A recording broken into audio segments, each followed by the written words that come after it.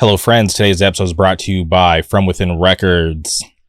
Dimension 6 demo is out now on From Within Records. If you're not familiar, please hit pause. Go boot up your Spotify, Apple Music, Tidal, YouTube, Bandcamp, whatever. Stream the Dimension 6 demo. Also, Brett and Bailey from Dimension 6 were just on the podcast, so if you want to get more familiar with the band, you can go check out that episode. If you head over to FromWithinRecords.com, you can pick up a Dimension 6 demo tape while supplies last. I'm so happy for Dimension 6 to be on From Within Records. It's an awesome collab. Also, Sheer Force, Streets of Pain cassette tape available now. You can also head over to the From Within Records website, FromWithinRecords.com, and grab a tape while supplies last. And if you're not following From Within Records on social media, please go boot up your Twitter, your Instagram. Click that follow button to stay up to date with all the current news. And like I always say, please support From Within Records because they support us.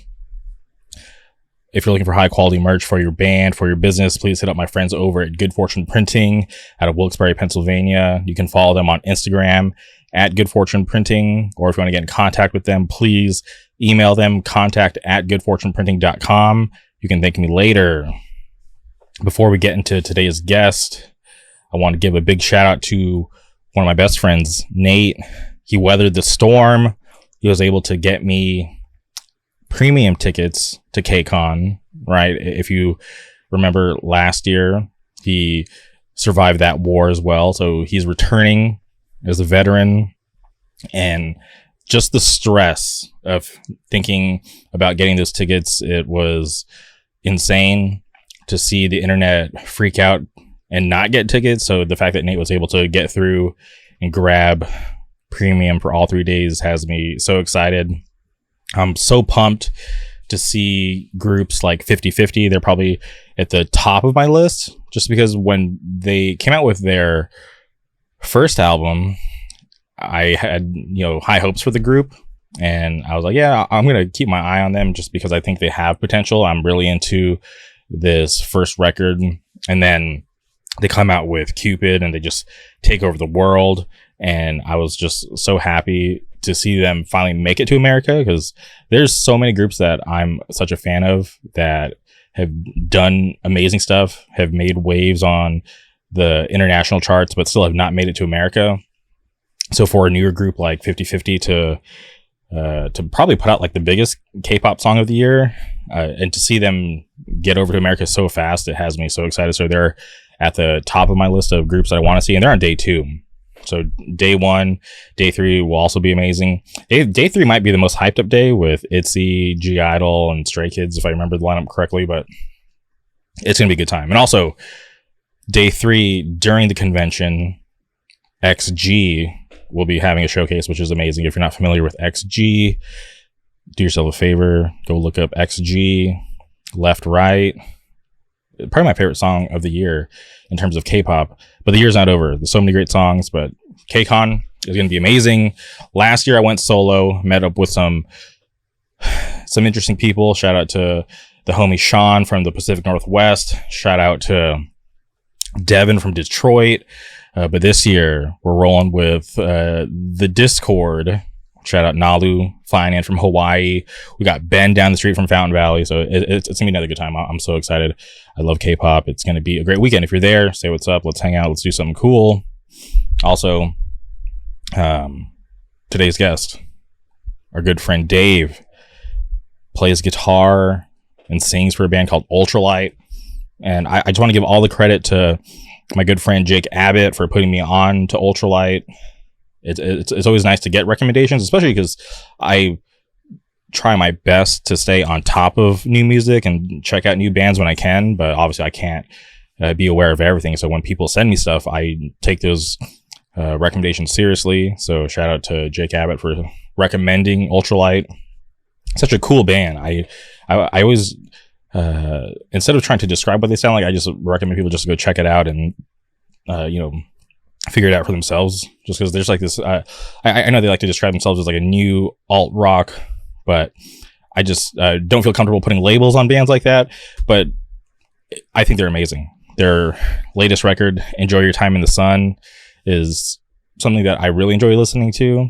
So if you're not familiar, obviously please hit pause, go boot up your Spotify, Apple Music, Tidal, Bandcamp, whatever, and go stream, enjoy your time in the sun, and then come back here. You can listen to Dave and I talk about the band. We get into a bunch of cool stuff. It was awesome. So I am so thankful for Jake for recommending Ultra-Lite. I'm so thankful for Dave for being gracious with his time. I really appreciate it. So please listen to Ultra-Lite, come back here, and you can thank me later. But please strap in, enjoy this conversation. Without further ado, welcome Dave Hurban to the show.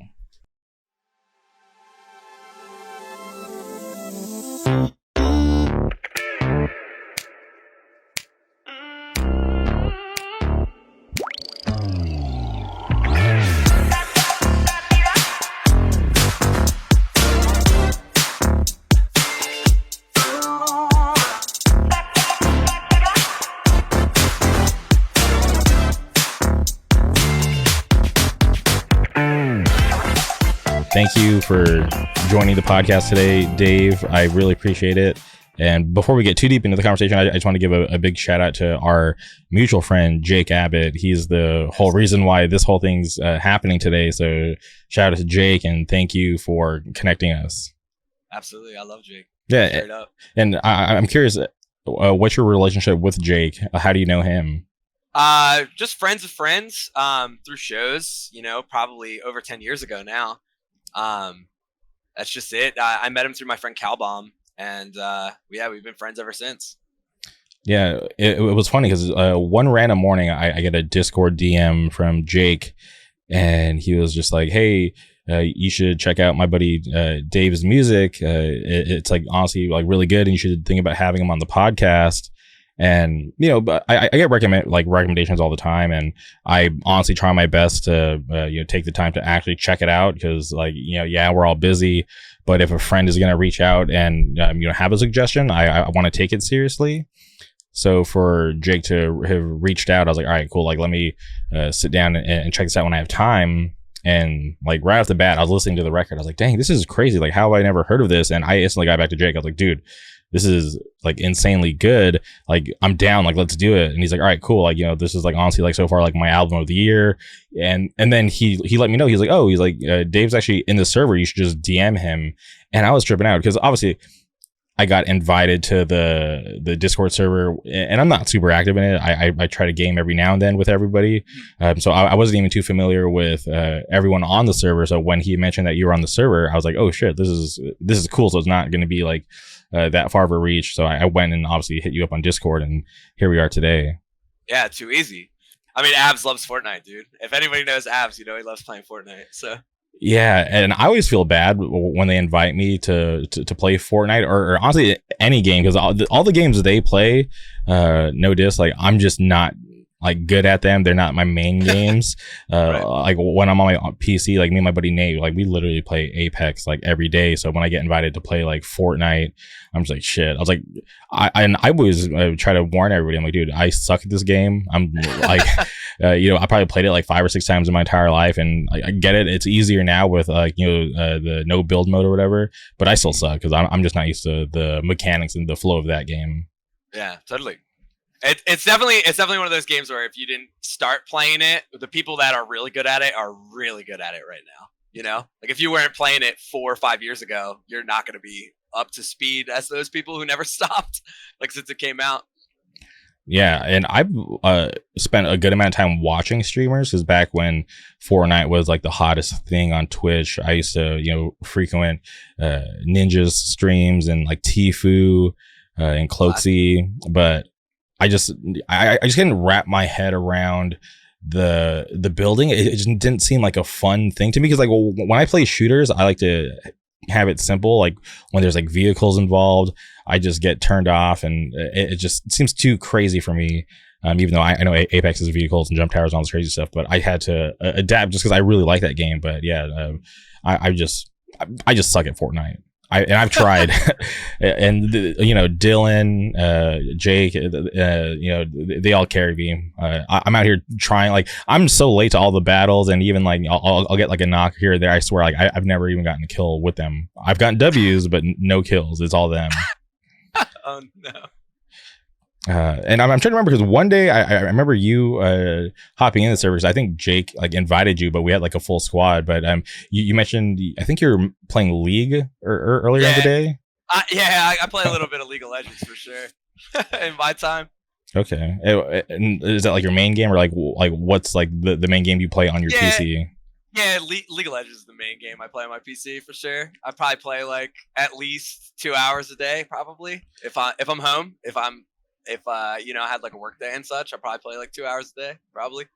Okay. And how'd you get into League? Because I never, well, first of all, like those types of games like those, I just never got into, and I'm like, got a PC like later in life. So just growing up, I was mainly a console gamer.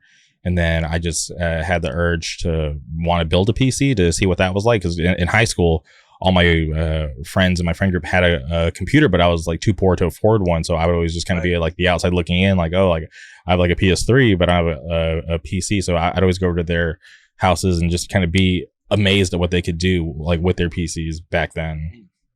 Yeah, so my original game that I really got into in PC gaming was Diablo 2. We're talking back in 1998, you know? Mm-hmm.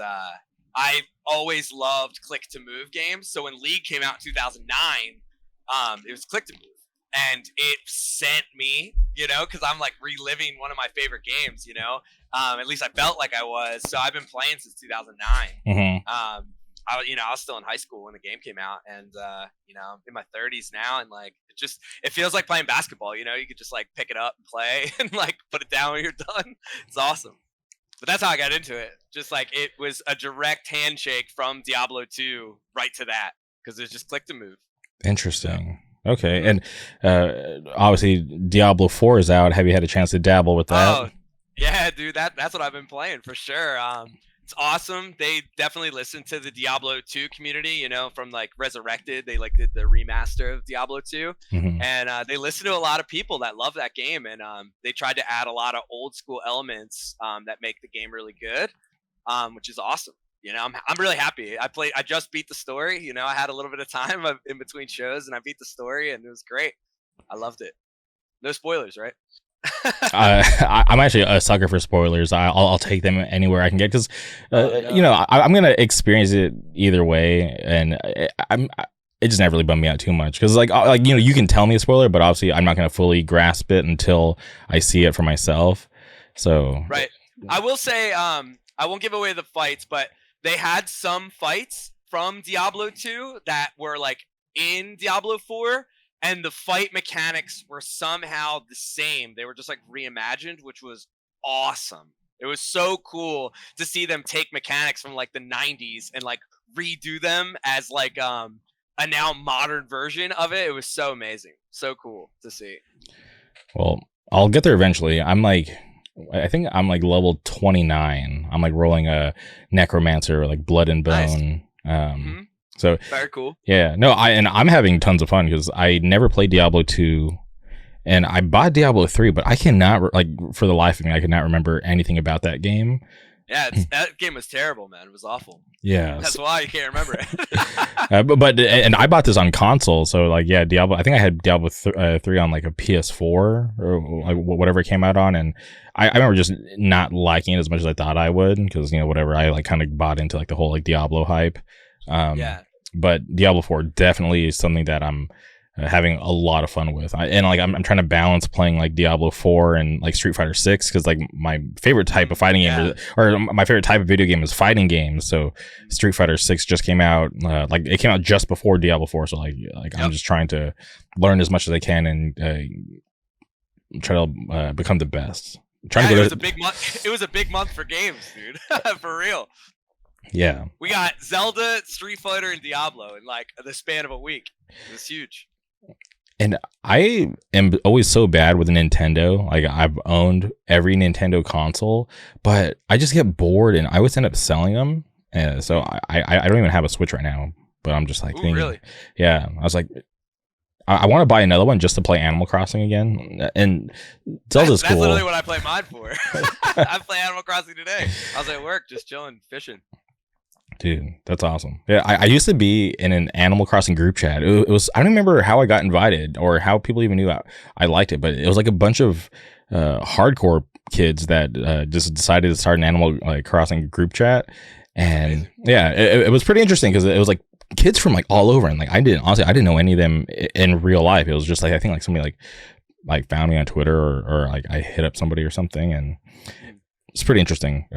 I don't think the group chat exists anymore, but I still see some of those people around. So like they're still, I'm not sure if they're still active with Animal Crossing, but they're definitely still active in the hardcore scene. That's dope. Yeah, interesting. Okay, well, main reason why I wanted to have you here today because we were talking about your band earlier, Ultra-Lite, which I think is awesome. Can you talk about how that band formed? Yeah, absolutely. Ultra-Lite is my COVID project. I played in a band before Ultra-Lite called 3 Week Old Roses, and we ended up breaking up right as COVID happened. Pretty much everybody in the band wanted to do other things, and with the break, everybody had time to like expand out and do other stuff. So we had no plans on getting back together. So I started Ultra-Lite with my drummer in his basement in South Philly. And we were just like meeting up, we're wearing masks during practice. And we were just like trying to, kind of make it work. We went through a couple different lineup changes. And then eventually we ended up as a 4-piece and put out the Moldy EP last year. Okay. And how long you been working on that EP before you put it out? So the EP, those were like, I had 3 songs plus Tears for 2 were like the 4 songs I wrote with Ultra-Lite. Mm-hmm. But Tears for 2, I was like, dude, this song is so different than the other 3. I was like, I need to take this to a different studio. I can't be taking this to your boy's studio. I got to record this at a different studio. And Tears for 2 ended up on the LP, Enjoy Your Time in the Sun, which we just released, 3 weeks ago.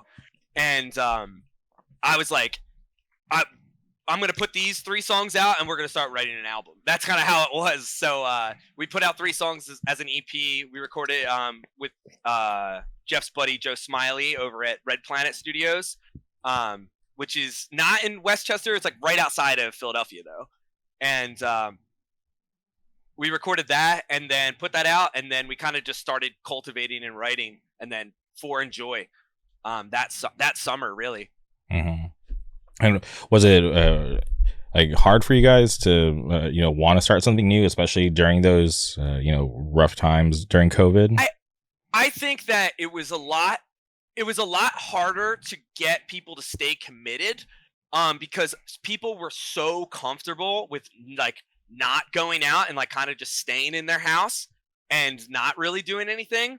But it was more of for me and Jeff specifically, it was more of a desire to want to have something, because like music's my life. Like I've been going to shows since I was 13 years old. I've been playing in bands since I was 13. Like it's my life. And to lose a piece of that, like I really felt like we weren't going to come back for a while, but it was still nice to have Jeff and like be able to go over there and practice and try to write stuff. And it was awesome.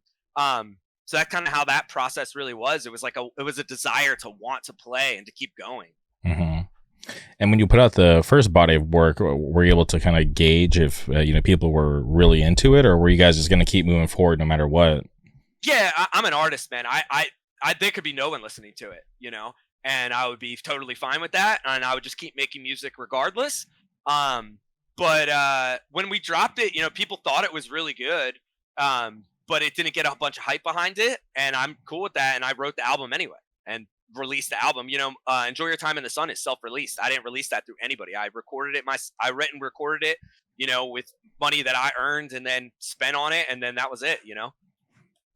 I feel like it's awesome because especially starting out to be able just to not really care about getting on a label, because I feel like I've talked to so many bands who like that's like such a big concern for them. Like, hey, I want to get some sort of backing to help release my album, but it's like it's 2023. Like I like record labels are still important, they're cool, but I honestly feel like they're not like 100% necessary. Like I feel like the ability to do a lot of things on your own is out there and very accessible. So when I hear these young bands focus on that aspect of their band, I feel like it's a little strange, especially when they're so new and like, you know, they haven't even put out that much music. It's like, dude, go out and just, you know, put in some work. Like I feel like it's better when the labels come calling versus you sending your demo or your EP out to like every label and just hoping somebody gets back to you. Because I feel like it's a little weird when like, you know, you just kind of you know, just like cast this big net and hope to catch something.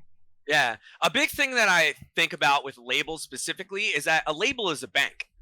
Typically, you know, and they're giving you a loan for your album, for whatever, and then it's a branded loan, you know, it's like the Nike of whatever, you know what I mean? Like if you end up signing to a certain label, now you're associated with that label, you know what I mean? It's same as like if you're wearing Nike shoes or wearing Adidas shoes, you know, but if it was like a loan, you know, so that's a huge part of labels for me. At least that's how I look at it. And like, you know, when it comes to that type of stuff, it's like Ultra-Lite is brand new and I don't need anybody to brand me right away. You know what I mean? And I definitely don't want to be associated with somebody I don't know, which is usually what happens with a lot of labels. Like people get on a label and they're mad hype about it and they don't know fucking anyone on the label, man. Like it's not really my style. You know what I mean? Not my speed. Yeah, no, and I think that's cool. And like I said, like no hate against labels, but like I feel like when you're a brand new band, yeah, but when you're a brand new band, I don't feel like that should be the focus because you're just gonna you know, maybe get in bed with like the wrong people or you know just make some wrong decisions. So I just feel like that kind of stuff should just come in time, and it shouldn't be a main focus of like a newer band. Yeah. I mean, and a lot of people are worried about failing too. That's another thing where like a lot of people, you know, they don't want to release something that's not on a label because they're scared they're going to fail. And for me, I don't give a fuck. I made the record because I needed to let this music out. You know, I had to write it and put it out. And that's what it is to me. And it's like, I'm glad that I could sit here and talk with you about it, that you listened to the album, enjoyed it enough to have me on here, and there could be other people listening to the record, and that makes me happy. But I would release it regardless. You know, that's a part of me that I had to do and put out, you know. Mm-hmm. That was something I had to do. So, and you mentioned earlier, you know, Tears for Two. When you wanted to record that, you wanted to take that to a different studio. Is that how you felt? You know, when you read the rest of the record, we're like, okay, like if we're taking this song to a different studio, we got to bring all of them. Oh yeah, for me, I wanted to like take that next step. I really wanted a producer to, you know, be there with me as I'm making the sound, like cultivating the sound, you know, because a producer in music for me is like another extension of the band. You know, it's how the band sees themselves typically. I ended up linking up with Joel Hamilton, and he's who recorded Enjoy Your Time in the Sun, and like that guy played in Chillmark. You know what I mean? Like he played in fucking, you know, Northeast hardcore in the 90s. Like that's real shit, you know. And I needed that cosign from somebody who's been in it for a long time to help get Ultra-Lite the way I hear it in my head and can get it out into reality that way. Mm-hmm. And during that whole process, was there a moment when you realized like, okay, like Joel was the right person to choose for this, or was it just, you know, that was actually some straight fate, man, for real. Like, so I'm boys with this guy named Daniel Flores who lives in Colombia. Dan recorded my last record in my hardcore band, and I actually flew him up from Colombia so he could record it. And Dan, I was gonna have him do it originally. That was my first thought when I'm in the basement days. You know, I got a mask on, I'm practicing, and I was like, you know, I'm gonna have Dan do it. And then like the song started sounding like so good, I was like, nah, I think I gotta go that next step. And I asked Dan, I was like, yo, who's somebody like out of my skill range and out of my price range that I can like ask to record this? And he was like, you can hit up Joel, but he's probably not gonna respond to you. And I was like, all right. So I messaged him, and I literally sat on this guy's email. I waited like 7 months for this dude to respond to me. And I sent him like a very heartfelt like paragraph or a couple paragraphs, and he sent me back, "What you got?" That's what he sent me. He said, "What you got?" And I sent him a demo of Tears and said this. And I waited a month, and I was like literally about to give up. He didn't respond to me. I was about to give up. And a month had gone by, and he hit me back. It was like, when can you get in the studio? And I was like, oh my God. Like, it was like, that was it. It was just fate. And then I ended up realizing that he comes from like, you know, the CBGB's background and like early hardcore. And like, that was it, man. Like, it was real as fuck from there. So it was really fate. Yeah, I feel like that's crazy to wait that long for 7 months to not hear anything back. Well, I was still writing too. You know, okay. I was trying to make a plan. You know what I mean? Mhm. I was still writing the record. The record wasn't done yet. Because we didn't finish writing the record until I would say probably October, around there is like when we finished it, and we went and recorded it in January. So it was like there was this little bit of time, and we had booked the time for January, but the record still wasn't done yet by the time we finished. Like we booked the time in July, I think, for January, and so when I hit him up, it was like that February, the year prior, about even recording it. So much time had passed, but I was planning for the future. Yeah, no, and that's what, working towards it. Yeah, and it's cool that it worked out that way, right? Because who knows? You wait that 7 months, that 7 could have turned into a whole year, and he might not have ever gotten back to you. So I think it's awesome that you're willing to kind of wait out the storm and get that response and show him what you had. And I think it's awesome that it worked out. Yeah, dude, it was really a godsend. I don't even know how it feels so crazy that it happened. But yeah, he recorded the whole record. He loved it, and he's really in my corner and in Ultra-Lite's corner. You know, he wants to see us succeed and get our music out there, which is awesome. Because for me, it's like I recorded the record, and that's all I wanted. You know, to record it the way I hear it up here. That's it. Yeah, no, and that's like a main reason why I wanted to have you on is because, like I said, like when I heard that record, I was like, wow, there's probably people walking this earth that don't know that this record exists. I need to do everything that I can to help try to get it out there. Because when Jake put me on, when Jake put me on, I was like, this is crazy. Yeah, because like right when the first track, I was just listening. I was like, damn, this sounds like so professional and so good. I was like this is crazy that I've never, like, it wasn't even on my radar. Yeah, it's just we did everything ourselves. That's why, there's like it's coming from nothing. I'm good at that. I'm good at taking absolutely nothing and making something out of it. So that's what we got. Okay, and then for the first record, Enjoy Your Time in the Sun. Where did all the inspiration for the record come from, and how long did it take? So that's a difficult question. There's a lot of things in my life that I wrote about on that record. Definitely a lot of it is like heartbreak. Is like probably half the record. I wrote some parts of the record about violence and like how I react to feeling hatred. There's some parts of the record that write about straight grief, and I wrote a song about my friend that killed himself, and I put that on there. So there's definitely some stuff on there, but a lot of the record is definitely my direct feelings and emotions that come from me and how I'm coping with those things directly. So you're hearing I write all the lyrics, so you're hearing my life story through the record and Enjoy Your Time in the Sun.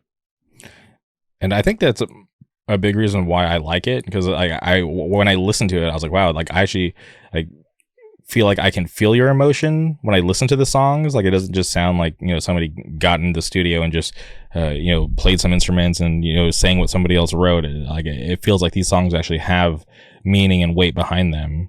Yeah, every single note, for sure. I mean, I laced it in there, I sharpened every word and tried to make sure it was perfect going into the studio.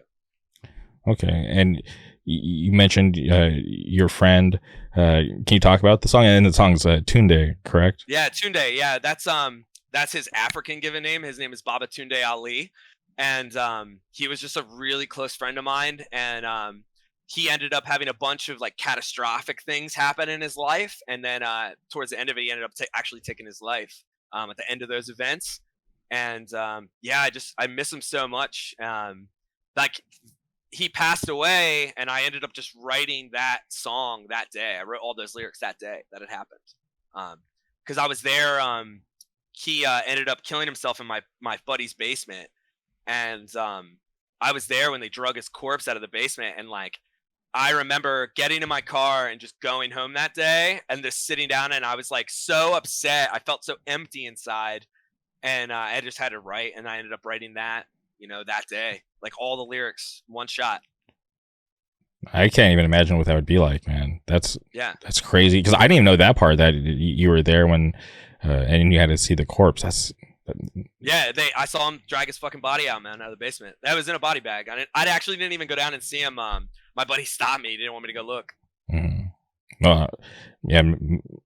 Yeah, that's tough, man. I can't even imagine seeing anybody close to me like that. Yeah, it's heavy for sure. It's crazy because like him and I in that song, I talk about me, him and I talking every day. I had gone to LA for like a week or two, and then I came back, and him and I were going to go to Georgia, and I was back I think for like a day or a day or two, and then he ended up passing. He actually texted me right before he did it and said, "You're going to be okay." So when I woke up, it was 8 a.m. He had texted me at like 6 in the morning, and when I woke up, it was 8. And he had texted me, "You're going to be okay." And I texted him back, "You first." He was already gone. He was already passed. So I texted back, and I didn't even know, because I didn't find out he was gone until probably 10 o'clock. And so I got the call. Was this like a total surprise to you to for this, like, these events to happen? I think that him taking his own life was surprising, but it's going to be surprising every time. You never expect anyone, to take their own life ever. I don't think. Especially with people you're close with, even if they're going through it, it just like almost feels so inhuman. You know what I mean? People are so real, and like their feelings and emotions are so real that you think that they will be there tomorrow, no matter what. Like people are pretty resilient, and when they actually go, it's tough for sure. And obviously, everyone has their own issues, problems. Did you know things were that bad? I mean, with him, I knew that he had been struggling. But I don't think that there was any sign like that it was going to happen, that it was going to be real for sure. Yeah. At least that's how I felt for sure. And him and I talked about life and death all the time. Yeah, it's rough, man. That's why I just for me, the friends that I have, I always just try to appreciate them and let them know how much I actually care, because not everyone wants to share if they're feeling like that down or going through some shit that's really hard, and they're probably like too embarrassed to talk about it, or don't even want to share with anybody, just want to kind of bear the burden themselves. But for me, with all my friends, I always just try to let them know that I'm definitely always there for them, and I definitely care. So like I never try to shy away on expressing my feelings towards people that I care about. Yeah, definitely tell your friends you love them for sure. Everybody listening at home. Yeah, but writing that song for you, or for your friend, and putting it on the record, did that help you heal in any way, or was that just something you really wanted to do?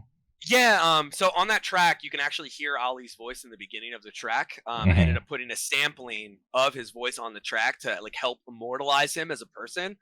So there's always going to be something out there that is him that you can go and listen to, and it's like, oh, okay, that's his voice, which was really helpful.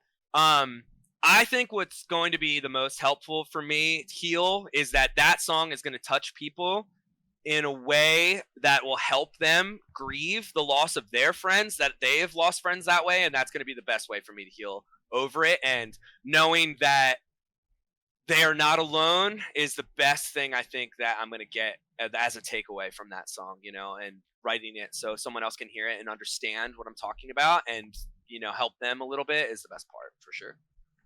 100%. That's awesome that you're able to immortalize your friend and, have him on that track. Yeah, long live, straight up. He was so wise, it's crazy that it's like I can't talk to him anymore, It's like you always have like a friend you can like talk to about ask advice and stuff, and like Ali was that for me for a long time. So it's tough, for sure. Yeah. I miss him though. Yeah. Well, I'm happy that you keep his spirit alive by having him on the record, and I listened to that other podcast you're on, and I apologize, I always forget the name of the podcast. Deep Fried Thoughts. Deep Fried Thoughts. Great audio quality, great episode. But it was really awesome to listen to that conversation and hear you two speak about him, because obviously the relationship you guys had with him. So it was cool to hear you guys bond over the friendship you had with Ali. Yeah, it's great. It's definitely cool, definitely surreal, because we both come from two different worlds, and like we only knew each other through Ali, so which is awesome, very cool. And we were both very, very close to him, so it was very, very cool.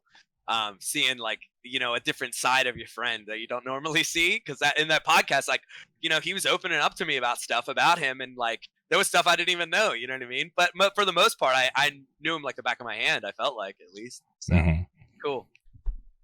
And I'm curious, does the way that friendship you know went, does that make you like hesitant at all to you know get close to anybody, or is it just, you know, something unfortunate that happened?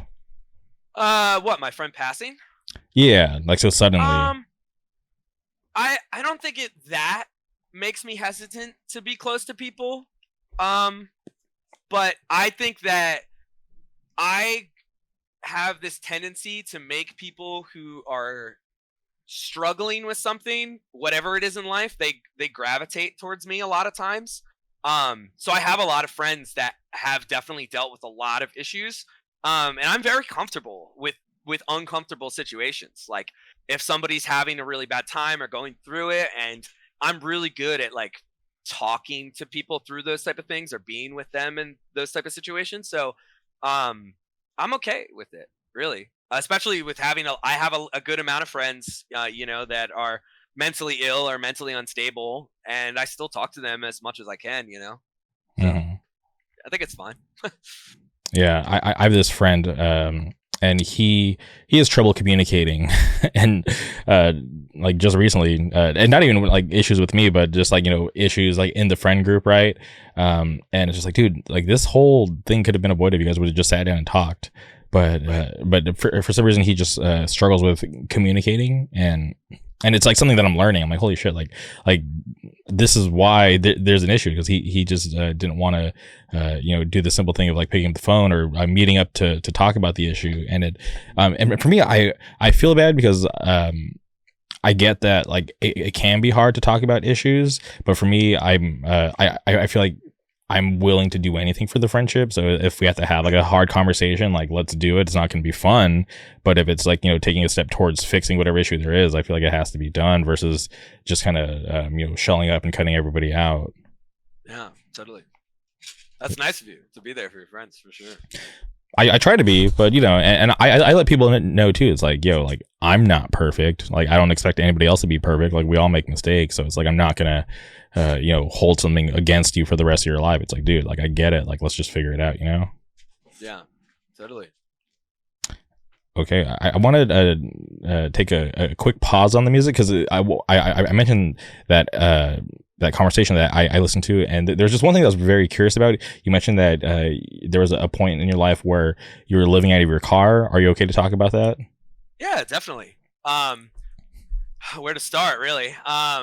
So my dad ended up kicking me out of my house. Well, how do I explain this? It's not even really kicking me out. So I was living with my dad. He had gotten a spot across from the high school. I was in high school when this happened. Okay. So I'm 18 years old. I was living on my own at the time when he asked me to move in with him, because my parents were getting divorced when I was 16. So I ended up moving out when they got divorced. I was like, I'm not fucking with this. I fucking hate both of you. I'm out. So I ended up moving with my friend Alan. So I'm 16 years old. Then I kind of like went back and forth from like I would get clothes and shit from my parents' house, and like I would stay with other people, and then I'd like slowly move stuff to like different friends' houses through 16 to 17. So then I'm 17. My dad ended up getting a like a whole house across the street from the high school. I lived in Williamstown in New Jersey, and he got a house across the street from the high school. We lived there for most of my high school career, and then closer to the end of high school, he just stopped paying rent for the spot, and he told me, him and I got into an argument, and he was like, you need to pay for rent. And I was like, I'm 18 years old, I work fucking overnight at CVS, I'm doing my piercing apprenticeship, like how come I'm the person that has to pay the fucking rent? Like you're a grown-ass man, like how come I have to pay it?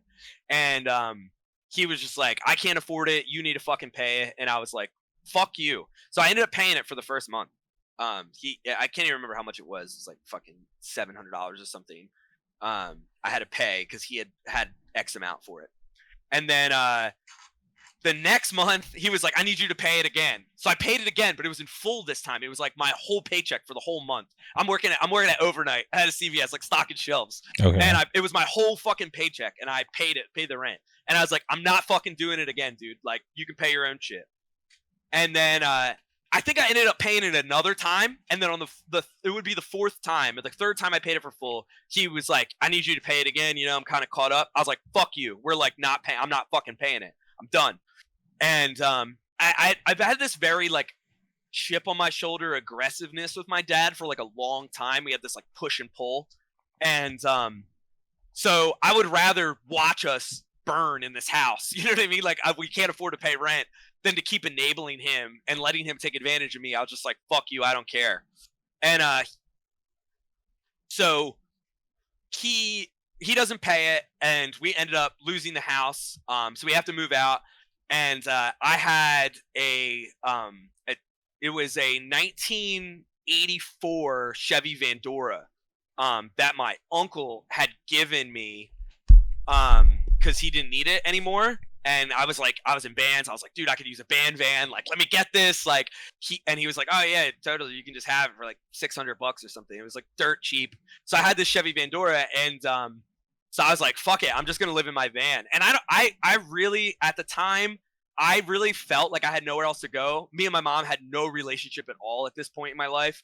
And like I had just stayed with my friends, like probably 3 different friends for the past year and a half. So I was just like, fuck it, I'm just gonna live in my fucking van. So I would like cruise the van like behind the shop that I was working at. I would sleep in the van and then go to work and then come to the shop and then go back in the van and go to sleep. And like nobody knew I was even sleeping in there for like probably like 3 months probably. And then I ended up crashing on somebody else's couch, and then that didn't work out, so I ended up going back in the van, and it was a whole thing. But it was a while. I was in it was a long time, on and off. So you were doing van life before it became cool on YouTube. Yeah, definitely no luxury BS. And me and my boy Dalton ended up living in the van together at one point. My boy Dalton ended up getting kicked out of his house too, and then it was just me and him kicking it in my van. Pretty much that whole summer that had happened. So it's crazy. That's life, though, you know. Yeah, no, I was interested because there was a period of time, because I'm so I don't know if it's because I'm stubborn or if just because I really like Orange County, or I just didn't want to be like the typical guy that moves away from home then has to go back, because there's like this weird stigma from where like I grew up. It's like you were kind of like looked down upon if you stayed in town, which is so weird to me, being an adult now and like actually thinking about why would you be any less if you just stayed where you grew up. It doesn't make any sense. But I just never wanted to go back. So I was living out in Orange County. Well, I'm still living in Orange County. I still live here now. But there was this one point in time, and I think maybe one person knows this, but this was breaking news. I was living in a house with friends, and I, stayed the whole contract that I signed, and then we went to month on the lease, and it just got to a point where the environment was just like really toxic, and I just didn't want to be a part of it anymore. Right? I felt like totally understand. Yeah, I felt like that situation, and I totally knew the risks like going into it, but I just felt like that whole living situation just kind of ruined like my friendship with everybody, just because they had like these weird expectations of me, and I'm real like antisocial and would never want to like participate in like their social gatherings at the house, which I never had an issue with, but they had an issue that I didn't want to like participate. But I was like, dude, I work 3 jobs. I don't want to come home and hang out. Like I want to, enjoy my time the way like my like little free time the way that I want. And if it's like hanging out with you, I'll do it. But if not, like definitely not going to give into your guilt trip, and I'm definitely not going to, do things that I don't want to do. So deal with it. But, got to a point where it was just weird being there. So I eventually moved out. Well, I told them I was, leaving. So got my name off the lease. And then I was going to move into a new spot, but last minute, the person that was supposed to move out decided to stay. So I was like, oh shit, like I have nowhere to go. So I was like, I don't really like cause I'm like, pretty low maintenance. So I was like, I don't really need a place to stay, right? I could just stack money. Like, let's just see how this goes. So I took I took all my shit to my parents' house, and I had because my parents live they live like an hour and a half, 2 hours away from where I'm at here in Orange County, down in like the Palm Springs area. So I took all all my like possessions there except for like some clothes.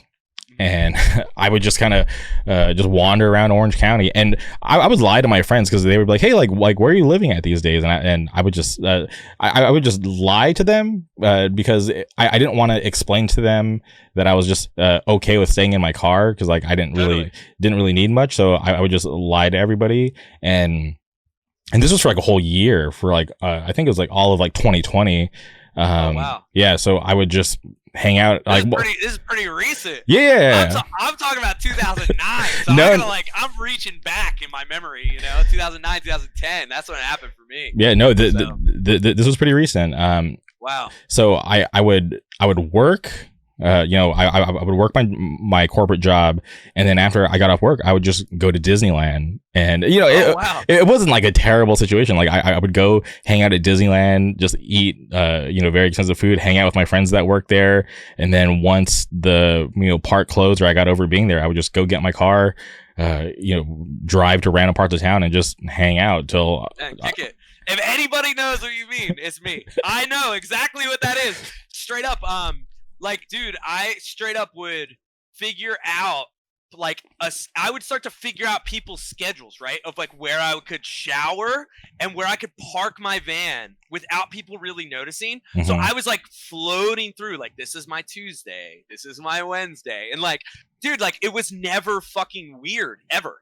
And, I remember there was I think it was called Anytime Fitness, I think, just opened. So Anytime Fitness had a shower. So I could even shower without anyone even knowing that I was living out of my fucking van. Mm-hmm. Like, I remember I would wake up in the motherfucking van, go shower that morning, drive back to work, and like none the wiser. Like, no one knew.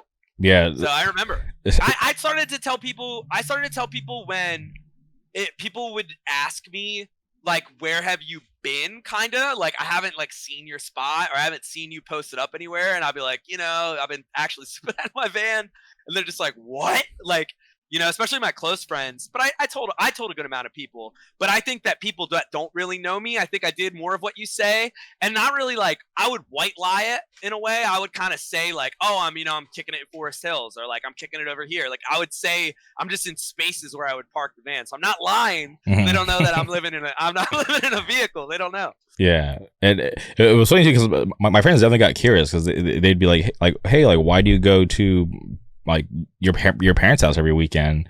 And I would just be, just go visit and see some friends back home. But really, I needed to go home to get a whole new inventory of clothes to last me for the upcoming week. Because I really just have like a backpack full, because I didn't turn my car into like a living space. I just kept everything in the trunk, because I just had a normal car. Bro, same. I'm playing shows in between too, so I gotta take my mattress out of the van, throw the music gear in there, go to the show, drive back, unload the van, put the mattress back in the van. So I totally get it.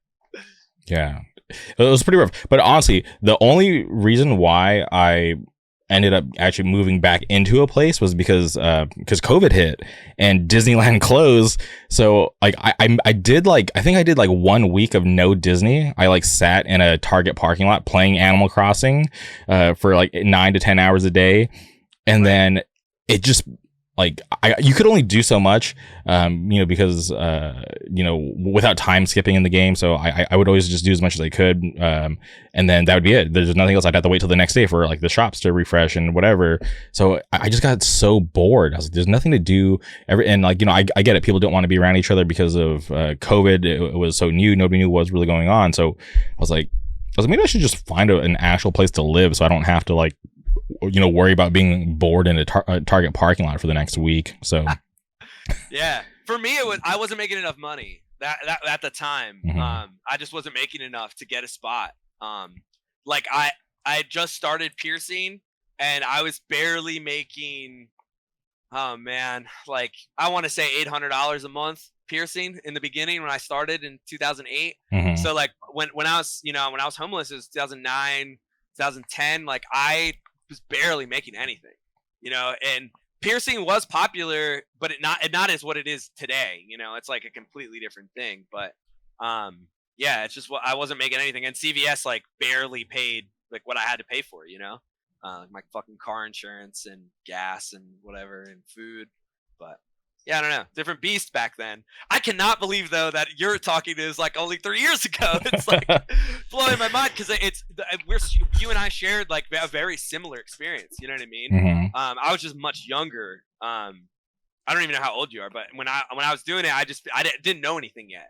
You know, because if I was homeless now, you know, I feel like I almost feel like I couldn't even possibly be homeless because I just know so many other ways to avoid it. Mm-hmm. But I know that shit happens, and then you completely end up stuck. But when I ended up being homeless, I wasn't super stuck. I just didn't know any better. You know, hindsight's 2020. I'm sure there would have been better ways I could have done stuff, but yeah. You know, I could have stayed at that toxic house, but I was like, nah. I was like, this is even the new place fell apart. There's no way I'm gonna go back to like what I just got out of. This is so it was like a weird well, it was a weird point because like there were days where I was just like, man, why did I do this? Right. But I was never like struggling to the point where like, you know, I was like fearing for my life or anything because I was still working. Like I still was doing the job that I'm doing, literally the job that I was at literally earlier today. It was just like this weird thing that I just did. Yeah. I mean, I totally relate. I mean, I'm still piercing now. I was piercing then, and I can totally relate to that too. It's just kind of how life is. You know what I mean? Mm-hmm. I'm fortunate enough. You know, I got a roof over my head right now. You got a roof over your head. Things are cool. We have computers right now. You know what I mean? Yeah. So I would have to. We were talking about gaming earlier. I would have to load my PC into my fucking van and drive to my buddy John's house. He's gonna laugh when he hears this. And drive to my buddy John's house. Have his fucking dad call me a lodger as I'm playing, loaded up League of Legends so we could play that first season. You know, season 1 of League of Legends. I'm playing fucking Ash. I have no idea what I'm doing. So wow, that's wild. Yeah. See, for me, I had a PC, but it was at my parents' house. So like honestly, like all my gaming and everything had to wait till the weekend. So like during the week, I just had my cell phone and my Switch, and it was fun. But I was dying to get home because like, you know, like, and I just built a new computer right before like I decided to, you know, start living in my car, and it was just like super limited time because like even friends wanted to like hang out in Orange County. I would just I can't. I have to go because I'm like fiending to go use my computer to go play the Resident Evil 2 remake that I just bought because I could only do so much while I was you know, back at my parents' house because I was only you know, I only have 2 days off. Then I gotta, you know, come right back to work, and it was definitely a struggle to like not be able to play or not just to not be able to use my computer every day. This whole conversation has me tripping out, bro, because I'm thinking the gears are turning in my head of like everything that I did back then. Bro, I didn't even have a smartphone back then. I didn't have a smartphone. I had a fucking LG NV2, I think I had. Oh my god. You know, I was on Verizon with the fucking flip pad with the fucking numbers, you know what I mean? Because I had a wannabe sidekick. That's where I was when that was happening, you know what I mean? I can't even fucking doom scroll, you know? I'm on MySpace checking when the show's about to happen, you know? That's crazy because, dude, like Instagram Live saved like my afternoons because there was this rapper who's he's like about to go to jail, but he would do these I mean Tory Lanez for anybody who's curious, but he would do these things called quarantine radio, and he would host these Instagram lives from his like Miami penthouse, and he would have like you know, like record breaking numbers, like you know, more live concurrent viewers than like Taylor Swift. I think he concurrently he had like over like 500 or 600,000 people watching, and it was so popular that it was like crashing like Instagram servers, and Instagram didn't like what he was doing because what he would do is he would go live, play music, but like people could request to join and he could add people. So he would just do random shit, like he would have girls come on and twerk, and if they were hot or not, he would like, you know, kick them from the stream, and it was just this crazy thing. And then it got like so popular, like, you know, even famous rappers would drop in and make an appearance, and it was so crazy because he would just literally be in his kitchen in Miami, and I'm like in my car and in this Target parking lot watching, and just having a blast watching because it was just so fun and ridiculous. Wow. Yeah. Wild times. That's crazy. I don't, you sent me through a loop with all that because I have not thought about any of that in so long.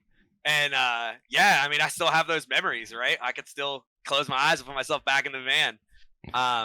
Actually, I could tell you a small story real fast if you want about living in the van. We parked in this van and parked the van in this parking lot. Me and my buddy Dalton, and I hear fucking banging on the door, and I wake up. I'm like, what the fuck? And I hear this dude, he's yelling at me. He's like, open the fucking van. And he's slamming on the fucking door. Open the fucking van. And I'm like, what the fuck?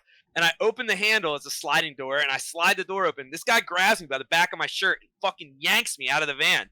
And I fucking land on the ground. I fucking wear glasses. I got contacts in right now. But so I don't have my fucking glasses on. I can't fucking see anything. And I'm like on the ground standing up. And I'm like, what the fuck is going on? So I like stand up and like look.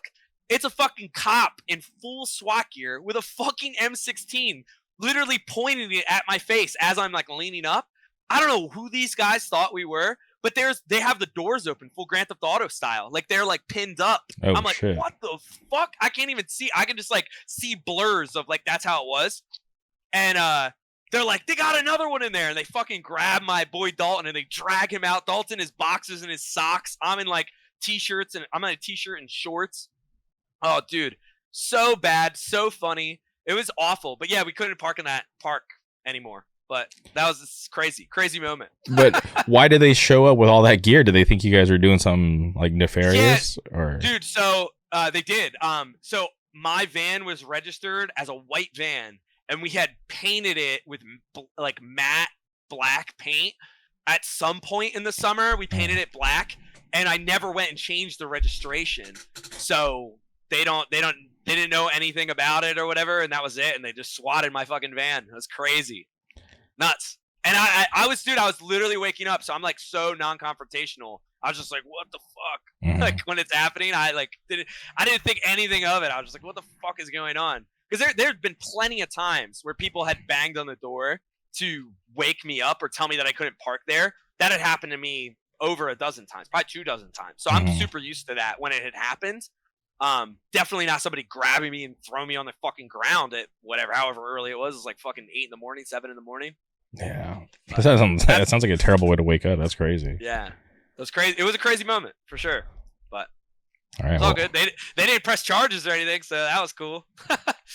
Yeah, and what did they explain to you? Like, was it just because the registration didn't match up, or because it looks suspicious? Yeah, that was why. It's because the registration didn't match up. Is why they, and they said that someone had been surveying the van because it had been staying at various places. So it was like me and Dalton, being fucking homeless, and this like we were staying in between two different towns. We were staying between Williamstown and Westville, and they were saying they had like surveyed us, like staying at different places, and like they don't know what it's about, so they just fucking swatted us. Yeah, that was it. Thought you guys were like plotting something crazy.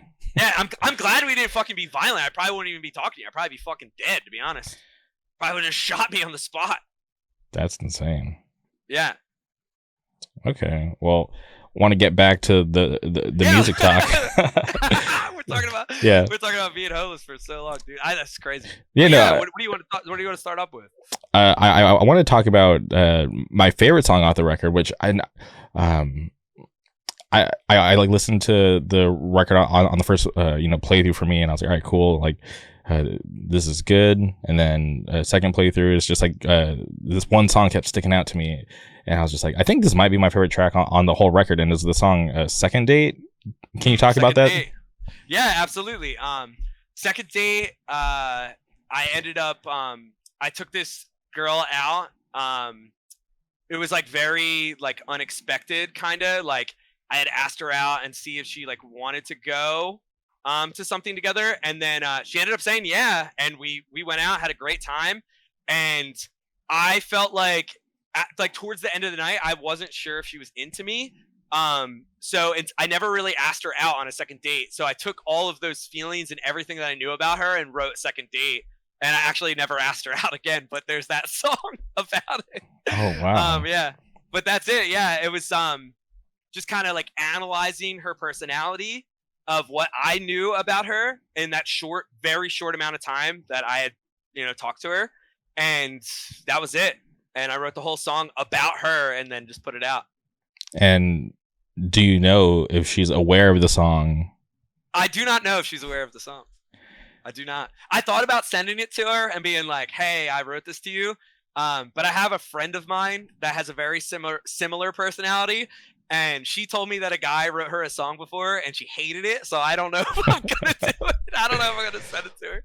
It might just be that, that moment in time thing. And why didn't you ask her out? Were you just scared of rejection, or? No, I just I'm a big timing guy. I don't know if you got that from the record. Like, timing's everything to me. And just the timing didn't feel right. So it felt right when I asked her out the first time. But the timing didn't feel right to ask her out the second time. So that was it. She's probably in her group chat. Oh, Dave never asked me out again. I wonder what I did wrong. Probably. That's probably what happened. Yeah, but just listening to that song, because I'm like a big sucker for like romance and love. I'm like in this constant battle. Like you love enjoy your time in the sun. Then you love it. I yes, 100%. It's like one of those things. Just like, damn, like I'm not even like really like going through anything at the moment, but it's just like it's just like when I think back to like certain situations, I'm like, wow, this song hits. It like kind of brings up these key moments in my past, and it's like obviously like I've moved on. There's nothing I can do to change what's already happened, but I'm just like, oh, okay, like I feel like I can relate this song to like a certain memory that I have. Totally. Yeah, but awesome. Second Date, yeah, I'm not afraid to admit that I've been rejected so many times that I'm not afraid to get rejected. So if I'm like, if I'm interested or I want to ask somebody out, I'll do it. But I just love Second Date from this record. Yeah, it's definitely my favorite, but there's some close contenders, that are also on the record. Yeah, it's crazy. I'm gonna talk about my favorite Second Date moment in that song. Okay. So in Second Date, I say even without saying the word even. I use my breath to say the E, and then I just say then. So it's like, I know you've got walls that are 50 feet high, even if I conquer them all. But I don't actually say it in the song. I say then. But I use my breath to make the E sound. It's something I'm so proud of in that song, because you hear it and your mind automatically slips in the even, but there's actually, to make it rhyme and to make your head bounce with the words for the melody, I can't fit even in there. It's not possible. So I made this illusion to making even in there. So it's the breath before is the E, and the then comes out, and then your brain automatically makes it even. So good. My favorite part about Second Date. Wow. Now I'm gonna go like overanalyze and try to hear that, because I did not know that. You'll hear it right away now that I've said it. The breath is the E, and it's so funny because Joe, my guitarist, wrote the riff for that song, which is it's one of the few times in Ultra-Lite where Joe had wrote the part, and then I wrote all the vocals over top of it. So Joe pretty much wrote all of Second Date as like the instrumentals of that song, and then I filled in all of the vocals and like the feel of the song with my rhythm guitar section and how I sung over it and what I sung about. It was cool, very cool, awesome song. 100%. I definitely love playing it. It's really cool. Okay, and then I am curious about I don't know if you'd call it the single, but it's the song you made the music video for. Tears for Two. Yeah, that's the single. Yeah, Tears for Two is the single for sure. It's like a kind of like a beck and call type of deal. Tears for Two really is. It was like my response song to another song that had come out. So that's what it is to me, and that's why it's the single. Interesting. And I watched the music video, which I think is cool. I love when bands take that extra step to have more material out there. And I saw that you were the director. You basically did everything for the music video. Yeah, I directed the whole thing. It was cool because it was very affirming for me when I was going to shoot the music video and I was telling the band like, hey, I have all these ideas, and everybody in the band was like, yeah, Dave, go ahead and do it. Like, you got it, man. Like, you can do the whole thing. And like, when we got the videographer, we got Jesse. I was like, Jesse, here's my idea. Are you cool with this? And he was like, yeah, man, I think that's so good. Just like kind of tell me where you want to shoot at. And I was like, dope.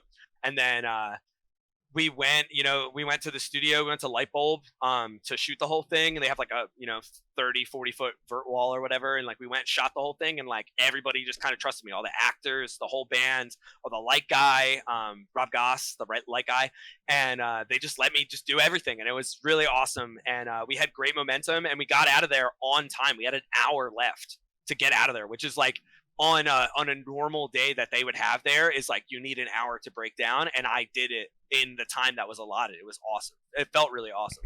Totally. And where did you come up with the idea for the music video? So Tears for Two, it's very like symbiotic, the Tears for Two with the music video, because I'm singing about what you're seeing in the music video. I'm talking about the white walls of your mind, because if you close your eyes, you can go to that place. And when you have, I'm very spiritual on a lot of levels for a lot of stuff, and I believe in mental tethers. So when you're close to somebody and close to somebody's soul, you can make a mental tether to them, and you could be connected to that person. And when you're in the white room with somebody else, that's your mental tether that you have to that person. So you can feel how they're feeling. You can, when one of you experiences something, you can experience it with that other person, even though you're not around. And you could feel for them and stuff like that. And like the whole front of that music video is that experience of like, having grief with another person and experiencing it in your own way. And I put in there that like, there's the door, like the door appears and he wants to go and leave and he just can't. He's like stuck in there because it's not his time to go. It's not his time to leave the room yet. And it became very like one-to-one, like how the song goes with the lyrics versus how the music video is going. Very one-to-one. And you can watch it and read the lyrics and watch the video, and you can really feel exactly what I'm talking about with a visual. Which I really enjoyed, because a lot of times people will just come up with concepts that don't like really tie to the song, which is totally fine. I love when people get creative, but for this one to you literally are singing and we're seeing it. I thought that was like pretty awesome. Yeah, I'm telling a story. That's like something I'm just I'm pretty good at storytelling, and in the music that's like, especially with Tears for Two, I'm painting a picture in your mind for you to see it. And with the music video, I just kind of let you see it from my perspective of how I'm trying to tell you.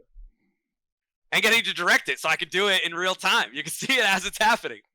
Mm-hmm. And once again, did you ever think about, trying to find a director, or was this something you wanted to, take on yourself? So I never really thought about getting somebody else to direct it.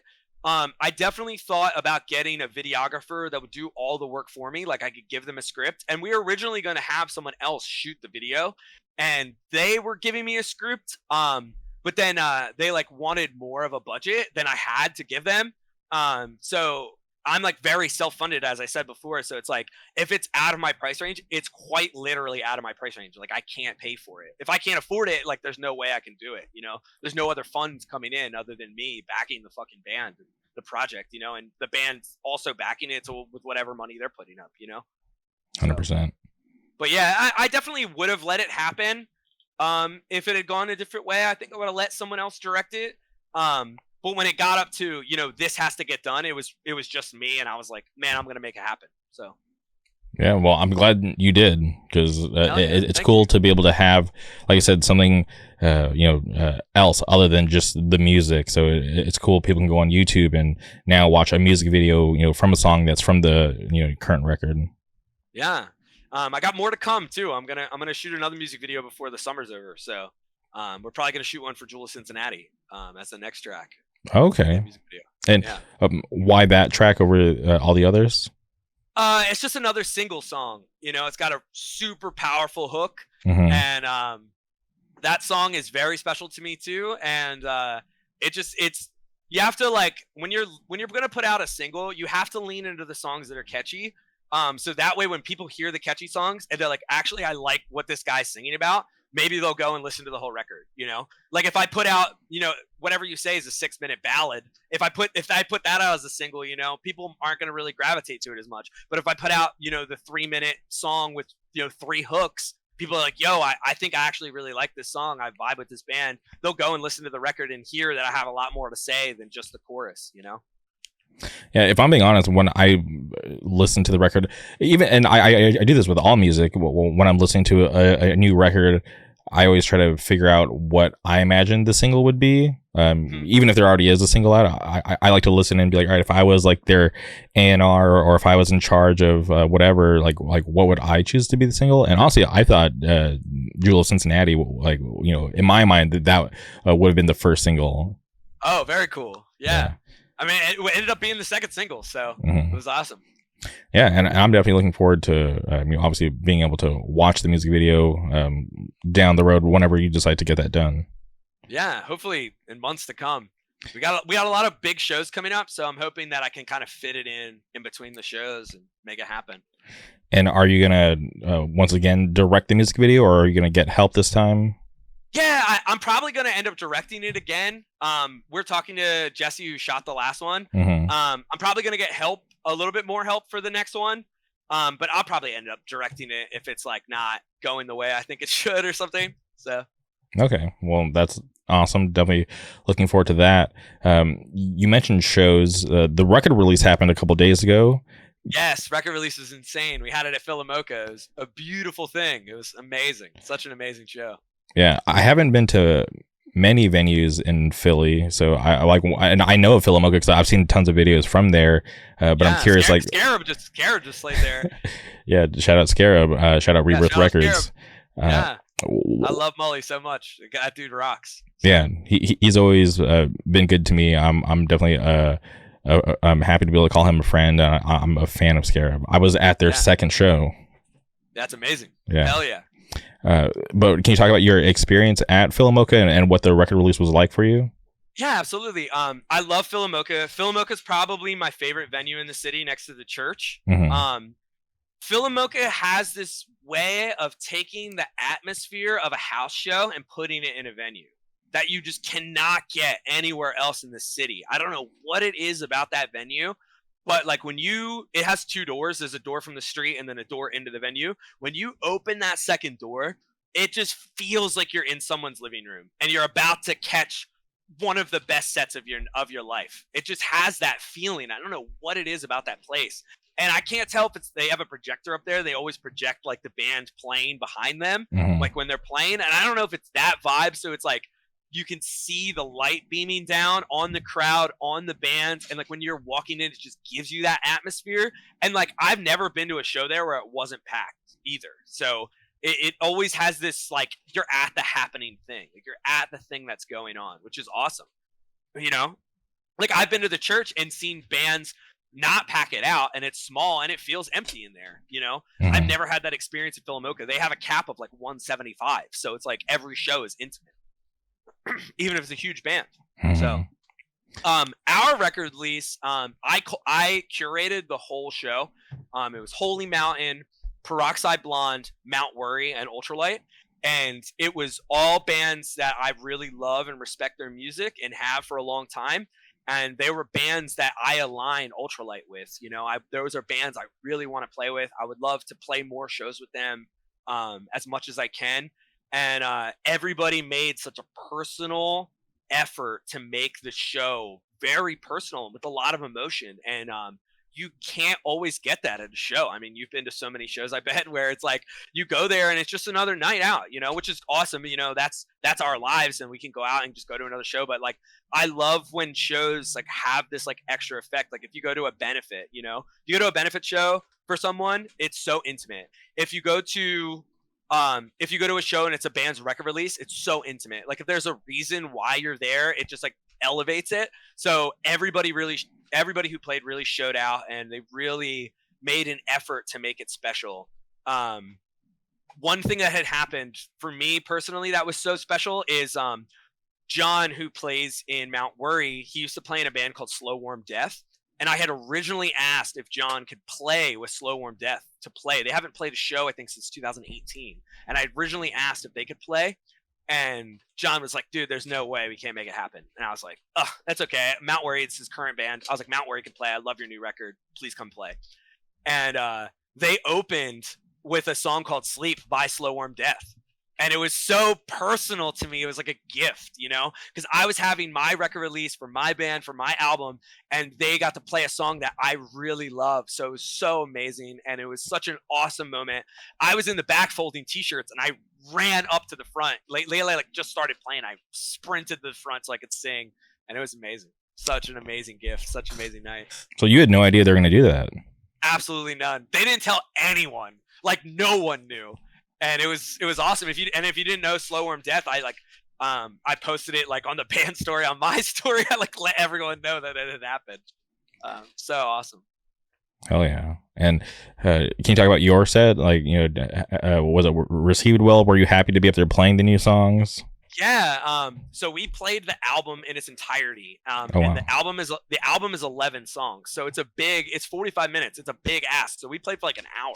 Mm-hmm. You know, and it was when we got on stage, I had a guy named Anthony West open the set with he has a song called Chance to Live, and Chance to Live only has like maybe 9 lyrics in the whole thing, like 9 stanzas. And it's so powerful because he's saying another chance to live, you get another chance to die. And it's so powerful to me because that's what Enjoy Your Time in the Sun is. It's like, you never know when something's going to go away from you, you know? Or it's like, today's your beautiful day, go out and enjoy it. Like, enjoy this beautiful day. Or if something great's happening to you and you don't know how long that great thing's going to last, please enjoy it. And that's what I'm saying. And like, so I had Anthony West open the set. And when we came out, we played Matcha. It's the first song off the record. Like, the crowd's energy from when we walked out to play Matcha, like everyone was ready to hear the record. And it was such an amazing feeling hitting that first chord of Matcha and everyone singing the first line, like, hey, now you always sing better with your hair down, and just the whole fucking room singing it. It was amazing. And it felt like being at one of my, you know, my favorite band's shows where everyone knows all the words and we're up in the front and we're singing with the fucking band. And I felt that moment for our first show with the new record. It was unreal. Crazy. That is wild. And yeah, 11 songs, long set. Was that important for you guys to do that? Because I know it is a record release, but that isn't typical for a record release. Yeah, I'm really big on seeing bands play their full sets. I think that if you're listening to this and you're a band, you should always do tours of your full record if you can. I was just talking with somebody who knows Hum, and Hum's talking about whether if they want to play shows or not. And rest in peace, their drummer. And they're talking about whether if they want to play shows or not. And it's like, they should just, you know, play Electro 2000 in its entirety. Start there. Like, everybody who loves Hum will come and watch you play that full record all the way through. So I'm a big advocate for that. And I'm seeing the change that I want to see. You know, like, I'm being the change. I'm playing my record in its entirety. We just released it. Here's the whole thing. And it was a big ask for the listeners, I think. Because a lot of people, you know, by the time we were done playing, it was like, I don't know, 11 or something. It was getting late. It was like 11:30. So it's a big ask for some people to stay for the whole thing. But for me, it's like, I love that. And I wanted to be able to give that opportunity for everybody to hear the record in its entirety. And it was special to a lot of people. Yeah, no, I think that's really awesome to be able to do that, because obviously when bands go on tour, for the most part, they don't have that kind of time, you know, for a set.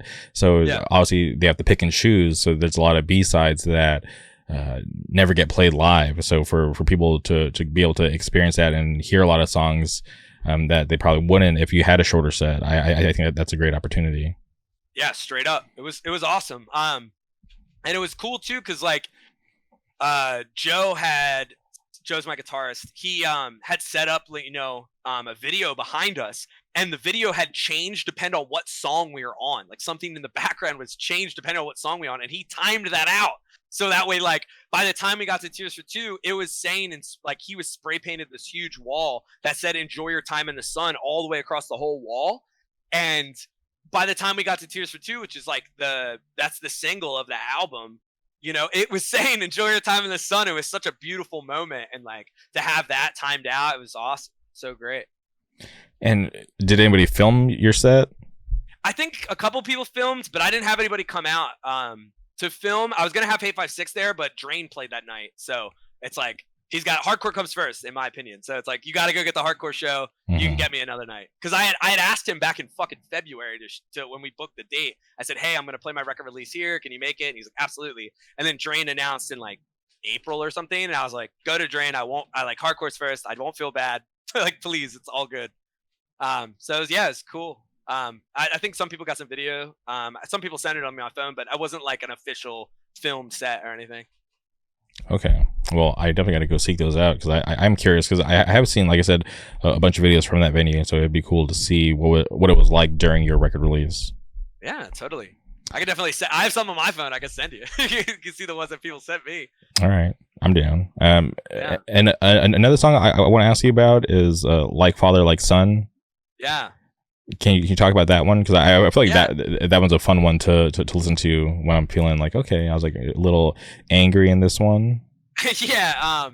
That song, it was like the first time in a long time where I was so angry with someone that, I just felt like I wanted to fucking kill them. I was just like, there's nothing else I can do besides hurting them that's gonna make me feel better. And I was just like being a psycho in my apartment, and I'm like, dude, what are you talking about? Like, just fucking write, man. That's what you've been doing this whole time. Just write. And I just like kind of just sat down and just started just, taking out my anger on the pen, and just like, that's how I wrote that song, and it's like fucking, I say some fucking hateful shit in that song. It's like, I say the hardest line I've ever said in my entire life. I will dangle the life I stole from you in front of your friends and family. That's the fucking hardest thing I've ever wrote in my whole life. I probably won't write anything harder than that. But I remember that feeling of being okay with taking someone's life. In that moment, I was so fucking angry. And I was like, if you want to take it to this point, this is the only thing I got. And and I who am I, So I just wrote that song about it. And they would always joke about my dad being a killer. So that's like where that line comes from. Like, I'm a killer, like my father before me. I really think of to me, it's like really like a Western, you know what I mean? Like, oh, that's fucking Billy the Kid's son or whatever. You know what I mean? Like, I think of it like a fucking Western. So it's like, I'm a killer like my father before me, and I'll blow your head clean off your shoulders, and I won't think about it later, Well, for real, I won't feel sorry about it later, but that's what I mean. And your father, is he, or do you guys ever figure it out? So I actually didn't talk to my dad for 10 years. He passed away, and I never asked him. So I never actually found out. So it's wild. Yeah. And sorry to hear about your father. Yeah, it's all good. Yeah. We never talked. Him and I got into like a big argument right before I went to Australia, and he said, you're not my son. And I said, all right. And I never talked to him again. And I let him fucking eat those words. He fucking died, and I never talked to him again. I let him hold that. Yeah, sometimes people say some things you can't take back, or straight the fuck up, dude. Yeah. Our words are so important. To me, words are so important, and you can't take them back.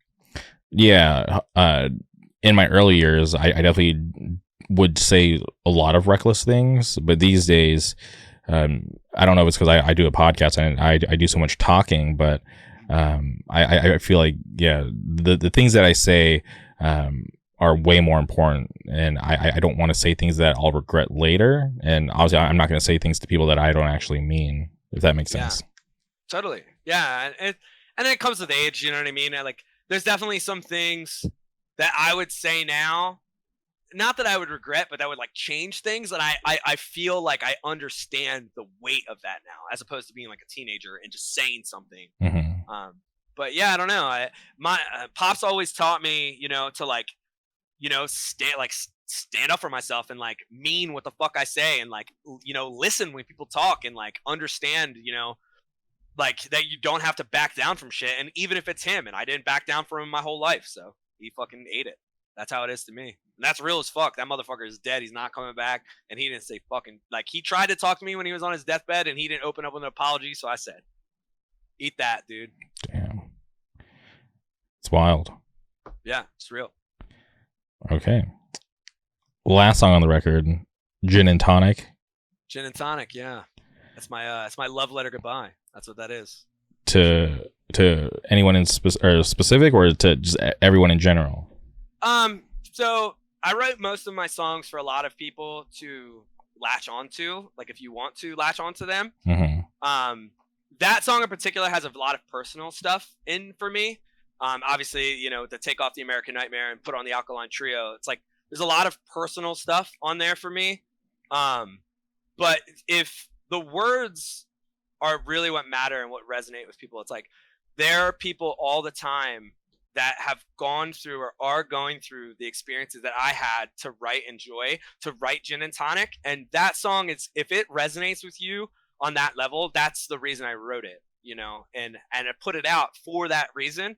But I mean, it's definitely, it has its own personal taglines, you know, for someone to listen to for sure. Yeah, and I feel like when I'm listening to the song and I hear you reference bands that I know and like, I'm like, oh, this is crazy. Because I don't know why it just seems so cool to hear someone, you know, from another band singing about these other bands that I like. It just cool. It makes me feel like I'm like, oh, he's actually singing something that I actually know about, that I'm aware of, and for some reason it makes me like it a little more. Yeah, I'll try to hone in on this a little bit. So one of my first love's favorite band is Alkaline Trio, so I never listened to them because of that, because my first love's band was Alkaline Trio. Mm-hmm. And I never listened to Alkaline Trio because of that. So the person that I'm writing Gin and Tonic about, obviously I'm never listening to Alkaline Trio, right? If you're around me, I'm not listening to them. So that entire time that me and this person were together, I never listened to Alkaline Trio, right? So they're never listening to it. So it would make sense that when we break up, they would start listening to it. And to me, it was just so classic because that was like her favorite band from way back when. So to go from, you know, wearing an American Nightmare shirt and taking off the American Nightmare and putting on the Alkaline Trio, it was just so fitting for the cadence of my life. And if you know me at all, it's because American Nightmare is one of my favorite bands. And like, you know, me and my partner are typically always wearing American Nightmare merch because they're wearing my clothes, or, you know, they're identifying with the stuff I love and they're finding reason to love it. Well, American Nightmare is the greatest of all time, but they're wearing it, you know, they're wearing it for whatever reason. And it just makes sense that they would do that. But yeah, that's why it's so personal for me, that specific line. And do you still hold that stance to this day? What? For Alkaline Trio? Yeah, I do not listen to Alkaline Trio. I know a bunch of Alkaline Trio songs. Okay. So like I could sing them. You could put them on, I'll sing them. I know the Alkaline Trio songs because I lived that time, you know. It's fucking 8 years of my life, you know. So I know Alkaline Trio songs, but I'm not putting Alkaline Trio on. You know what I mean? That's for sure. No, I get it. I've been in a situation like that, so I completely understand. Yeah, music to me takes me back to places. You know, I can put it on and I can go right back to that moment. When I originally had this big breakup that made me write Enjoy, you know, that was like the fuel that helped me finish writing all of the songs, because I wrote some of them for Enjoy, you know, over time. And then I had a big breakup and that pushed me over the edge to write Enjoy. And one of the records that I had listened to was Jets to Brazil, Perfecting Loneliness. I could put any song on that record and it takes me right back to that moment, you know, when I started getting into cycling to like kind of spend my time, and I can picture myself on the bike trail on my bike listening to that, how I felt, everything that was happening.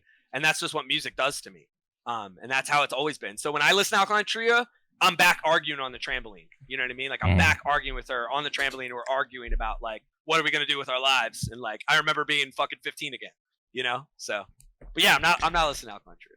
Maybe with you, if you want me to, I'll come kick it with you. You listen to Alkaline Trio. I like Alkaline Trio, but I'm not like diehard. They're not like top 10 for me, so it's okay. Yeah.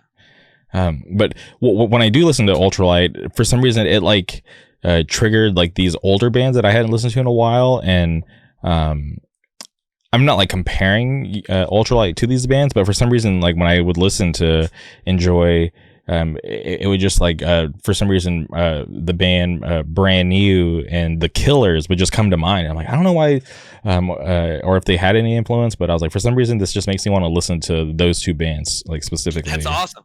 Yeah, I've been getting both of those a lot, to be honest. Oh, okay. So I'm not the only one.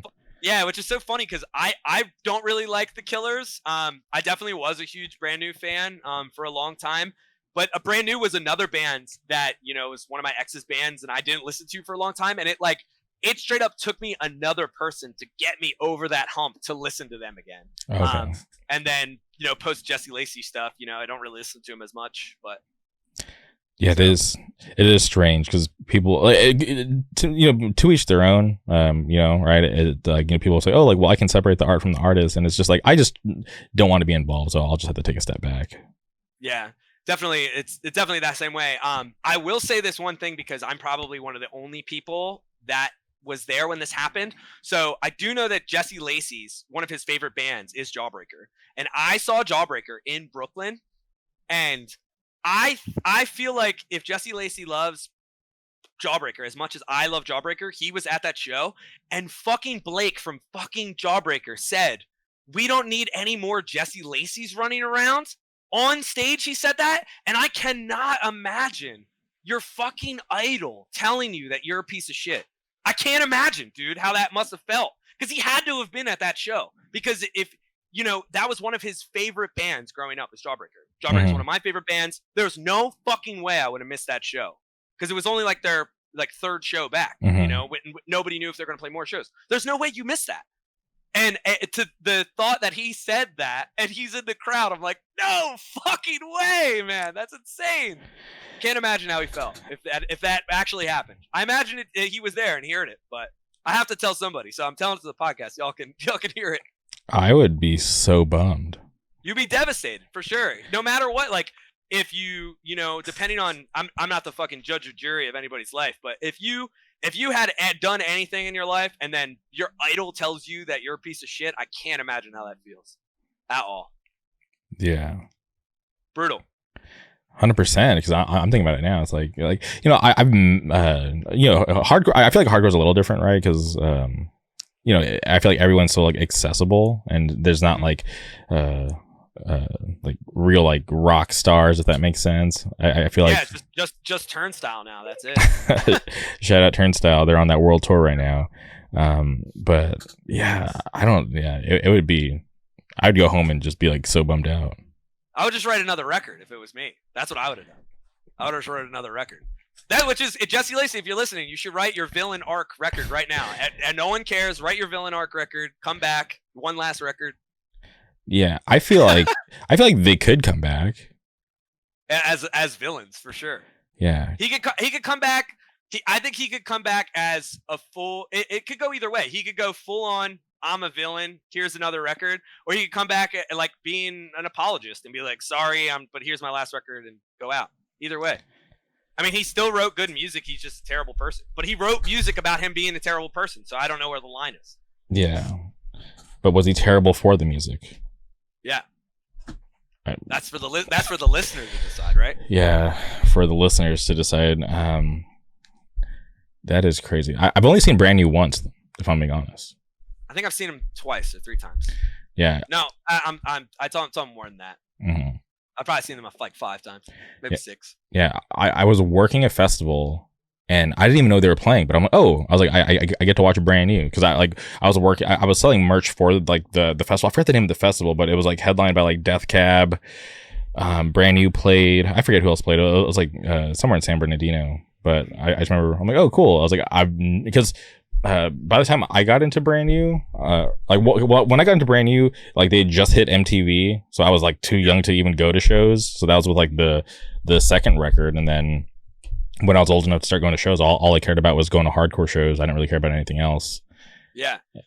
Dude, I did the same thing. When I started going to hardcore in like 2004, shout out When These Days End, I just didn't even care about anything that wasn't heavy. Like if I couldn't fucking hit people to it, I didn't even care anymore. I was like, fuck this. I don't even want to listen to it. So I can relate. Yeah, it was strange because like in my like high school years, I was like super into like drive-through records, right? Because shout out Early November. Shout out Early November. I was really into, and I'm still into Hell Goodbye. Shout out to the best band from Huntington Beach. But at the same time, like my sister had introduced me to hardcore, so I was like, all right, cool. I was like, I feel like I've gotten like the like knowledge of like drive-through, but like a lot of those bands were just on the come up and getting like way bigger. So I was like, those kind of shows I don't know how to get to or even who to go with. But with hardcore, I had friends who were like, all right, we're going to this show, we're hitting Chain Reaction, we're going to the Showcase Theater. I'm like, all right, cool, like let's go do this. And it was, to me, something that I felt like I like identified like way more with. So right. I went down that path, but I still love that stuff. Like shout out all those classic bands. I still think that was like one of the best record labels ever. I still listen to the Starting Line like every day. Yeah, I love the Starting Line. Classic. Say it like you mean it, right? Classic. That's like, I know every word of that record. That record, dude. The music video for Leaving, I think, is like a masterpiece.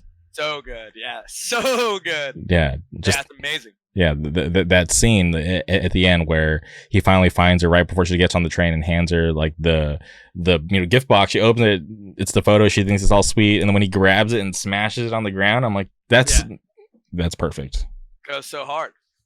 Yeah, but yeah, that's amazing. Okay, I'm trying to remember how we got to Drive Through Records and hardcore. We were talking about bands that Ultra-Lite reminds you of. Okay, got it. But yeah, for some reason it's just like those two bands come to mind. But when you're writing Enjoy Your Time in the Sun, were there any like direct influences, or was this something that just dude, straight up Jawbreaker. Straight up. Okay. Jawbreaker is like one of my favorite bands. I just feel like their music is just so organic, and it like comes from this like place of self where like I want to be that. And like for Ultra-Lite, I was really, my main goal was to write listenable music. So I was trying to like be myself while writing listenable music, and like that's what Enjoy ended up being. So that's like what got me there. But it's really like a lot of trying to just like be, I'm writing a riff in my room on my acoustic, and I'm like playing it and I'm singing over it, and I'm like, I hope this works. And that's just kind of it. It's just like me by myself trying to get there. And like Jawbreaker really helped me get there, like the way that they play their songs and like how simple they are, but so complex, and they have so much depth. And that's what I want. I want the simplicity, but I want it to mean something. Mm-hmm. So. And I'm not too familiar with the music scene out there outside of hardcore.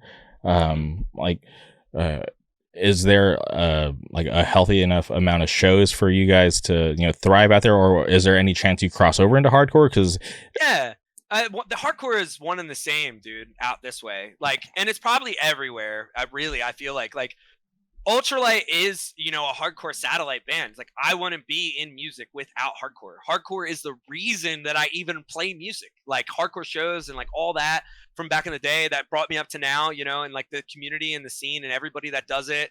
Like it's all of it, and we're just a satellite of that. I just wanted to write, alt rock as opposed to writing hardcore. I just wanted to sing instead of scream. And that's the difference, like, Thursday did it, why can't I? Saves the Day did it, why can't I? Like be the hardcore satellite. I'm just the hardcore satellite of this, Okay. And you did mention earlier you had shows coming up. Can you talk about those shows? Yeah, for sure. We're playing another Philly show on the 22nd at a place called the Bread Box. I actually, I think when we got booked on that show, they had asked us to play first, and they didn't have any other bands. So I don't know the other bands that are playing immediately, but I am playing a hardcore show with Chillmark and Burn in August at Woods Hole, which is like right outside of Cape Cod, which is going to be insane. That's going to be a crazy show. Okay. When does Ultra-Lite hit the church? That's the real question. Yeah, I mean, if Bob or Joe are listening, they're going to have to tell me when I can hit the church. I will play whenever, straight up. But I have no bearing on when we're going to hit the church. But I'll open a show whenever. I'll cut my teeth however which way I got to. But right now I've played almost every venue in Philadelphia right now besides like the big ones like the Fillmore and Union Transfer. But I've played pretty much every venue besides that and the church. So we're like well on our way. Like we have like, I think we're trying to play like Johnny Brenda's like closer to the end of the summer, maybe early fall. But I would love to play the church like as soon as possible. But it's definitely for the church. It's like about, you have to be in it. You know what I mean? You got to be at every show if you're going to play the church. So And I respect that because I've only been to the church like three times, and every time it's been a blast. I love it there. Like straight up, never a bad show. It's always about like the crowd. You know what I mean? Like the people that are going and the energy are what fills the room and makes the show special. It's always about the scene. And it's always about the people that are going and making it special. Straight up. 100%. I mean, seeing Youth of Today at the church is fucking insanity. That shit was crazy, dude. That shit was wild. That's nuts. That's probably the craziest show I've seen there recently. That shit was insane. Yeah, I'm gonna be back in Philly the end of October if everything goes according to plan. Nice. Yeah. So maybe I'll try to score a show. Yeah. Well, I'm going out there for a show. Maybe you'll get on the show. Maybe I get on the show. Yeah. But yeah, that's something that I'm looking forward to because I always love traveling to Pennsylvania. But I had this dream of moving there. I almost moved there like a couple years ago, but then very cool. Yeah, but then like all like my homies down there, like one was like, don't move here because I'm moving to LA, so like I won't be there. And then I kind of got cold feet if I'm being honest. Totally. I mean, moving across country is a big deal, and it's so different on the East Coast than it is on the West Coast. You know, I always tell people like West Coast people will always talk to you like they never know when they're gonna need you, and East Coast people don't need you, and they talk to you like they never needed you and will never need your help ever again. Which is a massive difference in the culture between West Coast and East Coast. So like a West Coast person will come here and someone will tell them to go fuck themselves and mean it, and the West Coast person doesn't know how to take that. They're like, okay, all right.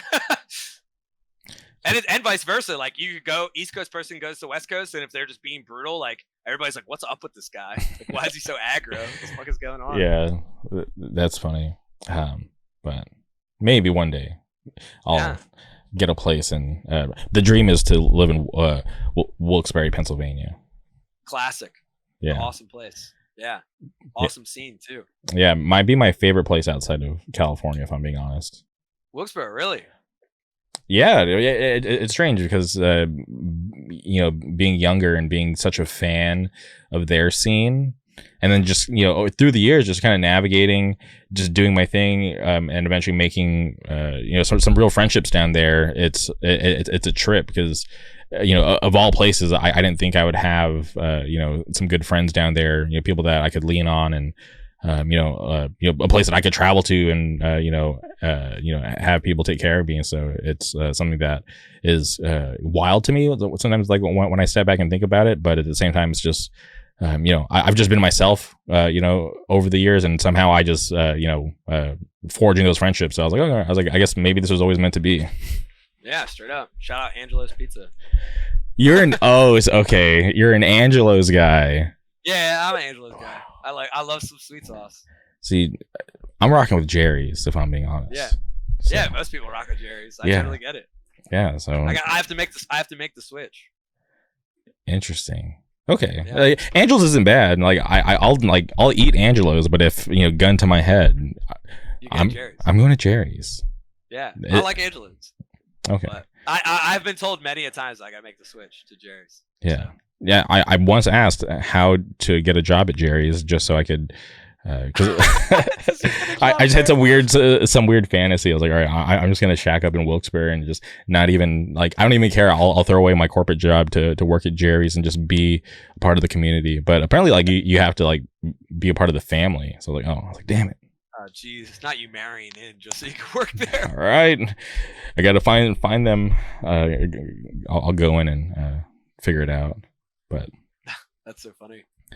Yeah, but it's a cool place down there. So whenever I get to travel there, it's something special for me. At least I know my local friends are like, dude, you're so weird for wanting to come out here, but it's like, no, like, you guys are here, and just the vibes are different. It's just something like nice and different from being at home. Yeah, well, it's definitely different from being in a city, straight up. 100%. Like Wilkes-Barre's whole thing is like they wanted to make a place that isn't just an exit off the highway. Like, that's their whole, like, mantra, you know, and like make a community that is like for people like yourself that want to go there and be like, this is a place I love. That's like their whole mantra. I'm pretty sure, at least. Well, they got me. I can't stop talking about it. Yeah, can't stop talking about it. You're going to work at Jerry's. You're marrying it. Yeah, marrying into Jerry's. I'll figure it out. It's awesome. Okay, and I have to ask you about AI. I feel like listening. Yeah. Oh my god, dude! He went on AI. He was like obsessed with it because he was talking about when we first started. He was talking about how he was going to edit with it, and then we just ended up like talking about because like so much shit had happened like that first couple of weeks before we did the podcast. Like so much stuff in the AI world had happened. You know, like that guy tried to make $1 million. That weird voice editing software came out, so you could like edit your voice to make it perfect no matter like what microphone you're using. And then all those Drake songs came out, so it was like all this shit had happened. It's like, of course we're going to talk about it. Well, I use AI daily, which may surprise some people. Spotify, because I know you're an advocate for Spotify. Love Spotify. Are you aware? I wish they would pay people more, but I love Spotify. I love the way it works. Are you aware of the AI DJ feature for Spotify? No, I'm not aware of that. Okay, it's only been out for a few months. Like I think it got released in February, and I just became aware of it like last month. But if you're on the app on your phone, if you search AI DJ, this like blue box will pop up and it'll say AI DJ. Tap that, and it's an AI DJ that knows your entire Spotify history, and it'll curate these crazy playlists. And like while you're listening to it, it's like you're listening to a radio station. Like, and I'm pretty sure it's a guy for everybody. He just calls himself X. He'll say, and he'll greet you by your name, because like when I click into it, he'll say, "Hello, Jamie. Like today we're going to start with songs you've been listening to, or songs you used to listen to in the summer of 2000." Oh God, dude! Remember I said if my music takes me back, so this shit's gonna be making me feel all types of ways, bro. If that's what's going on there. Yeah, but they obviously are super smart about it. There's also like in the little control panel, if you don't like that block of music, you can click the DJ AI button, and it'll automatically skip to the next block that they have curated for you, and. And it's pretty good, if I'm being honest. I'm like, okay, I was like, if this was a radio station, lot of hits, some misses, right? Because they'll try to force you to listen to like, oh, these are songs our editors are listening to that are hot in your country today. And I'm like, fuck that, I don't want to listen to this bullshit, so I'll just skip that block. But like for the most part, it's pretty good. Wow, damn. Yeah. AI taking over. I mean, I will definitely give it a shot. I could always use a good playlist when I'm at the gym. Yeah, check it out. It's pretty interesting. Damn. But all that AI talk had me laughing, because AI is, if it's like the movies like Terminator, we're all doomed. Yeah, we're doomed. Yeah, plain and simple. I don't know if you read comics, but like Ultron is happening in real time. It's straight up happening in real time. They're gonna make some like do it all AI product, which could be ChatGPT. Like we might already be there. That's just like it's starting. Eventually, it'll teach itself. And then once it teaches itself that humans, are designed to fail, what then, dude? Like that's how I felt talking about it in the first place. Yeah, there was I forgot what convention it was at, but they had this AI robot doing like a menial job, right? Like a warehouse job. And it was AI, and it was like, all right, these are the tasks that I have to do. And I forget how long after it started, it just killed itself. It just killed itself. Yeah, I heard that. Yeah, so I was like, this is scary. This is crazy. Yeah. But I do read comics. I was at some point like definitely going to get to the stuff behind you. I have I have a couple of short boxes under my desk right here. Let me reach in and grab a random book so I can show you something. Hell yeah! What do I have right here? This is a nice indie book that I'm reading called Lovesick. So Lovesick, hell yeah! Yeah, look at that cover art. Yeah, it looks awesome. But I love comic books. Like I started reading comics in like 2011. Okay, cool. Yeah, because like my group of friends, like nobody gave me the heads up, but they're going like, hey, we're into comics now. I'm like, oh shit, like why didn't anybody tell me? So we're into comics now. That's a great way. I swear that's how it was, because where I grew up, there are no comic shops. So I was like, hey, like what are we doing today? And they're like, we're driving to Redlands to go to the comic shop. I'm like, the comic shop? Like what are you guys talking about? They're like, dude, we read comics now. I was like, all right, let me catch up to speed, because like growing up, obviously watched X-Men, Iron Man cartoons on TV, but then like since that point of my friends getting into comics and kind of left me with no choice because I was like, I don't want to just stay home. Like, I'll go to the comic shop too. And then just through the years, eventually meeting my buddy who owns the local comic shop that I shop at. It's great because he's like I lean towards more Marvel, so he knows like everything. I'm also Marvel leaning. Okay, for sure. I like DC. Like, I'll read any Bat book. I love Dead Man, like the darker stuff. But with my buddy Enrique at Comic Hero U down here, he's just like, whenever I have just any like questions or I'm not sure about something or I need suggestions, he's like a perfect resource to like kind of point me in the right direction. So I'm a huge fan. Love comic books. Hell yeah. Yeah, behind me is all 52 pieces of the Infinity Gauntlet. Wow. And I see you got a 9.8 and yeah, I got the 9.6 signed by Jim Starlin himself. I got the 9.8. This is when Warlock returns, because he dies in the comics like earlier on. Adam Warlock's my favorite. He's my favorite Marvel character. What'd you think of him in Guardians of the Galaxy Volume 3? I thought he was really good. So people don't know this because they don't read comics, but when Adam Warlock first comes to the comics, he's him. He is not Adam Warlock. He is him in the comics. Mm-hmm. I thought that he acted just like him from the comics. I think I don't have it on this wall because it wasn't part of the original story because it's not part of Jim Starlin's story. But I do have it in my long box over there.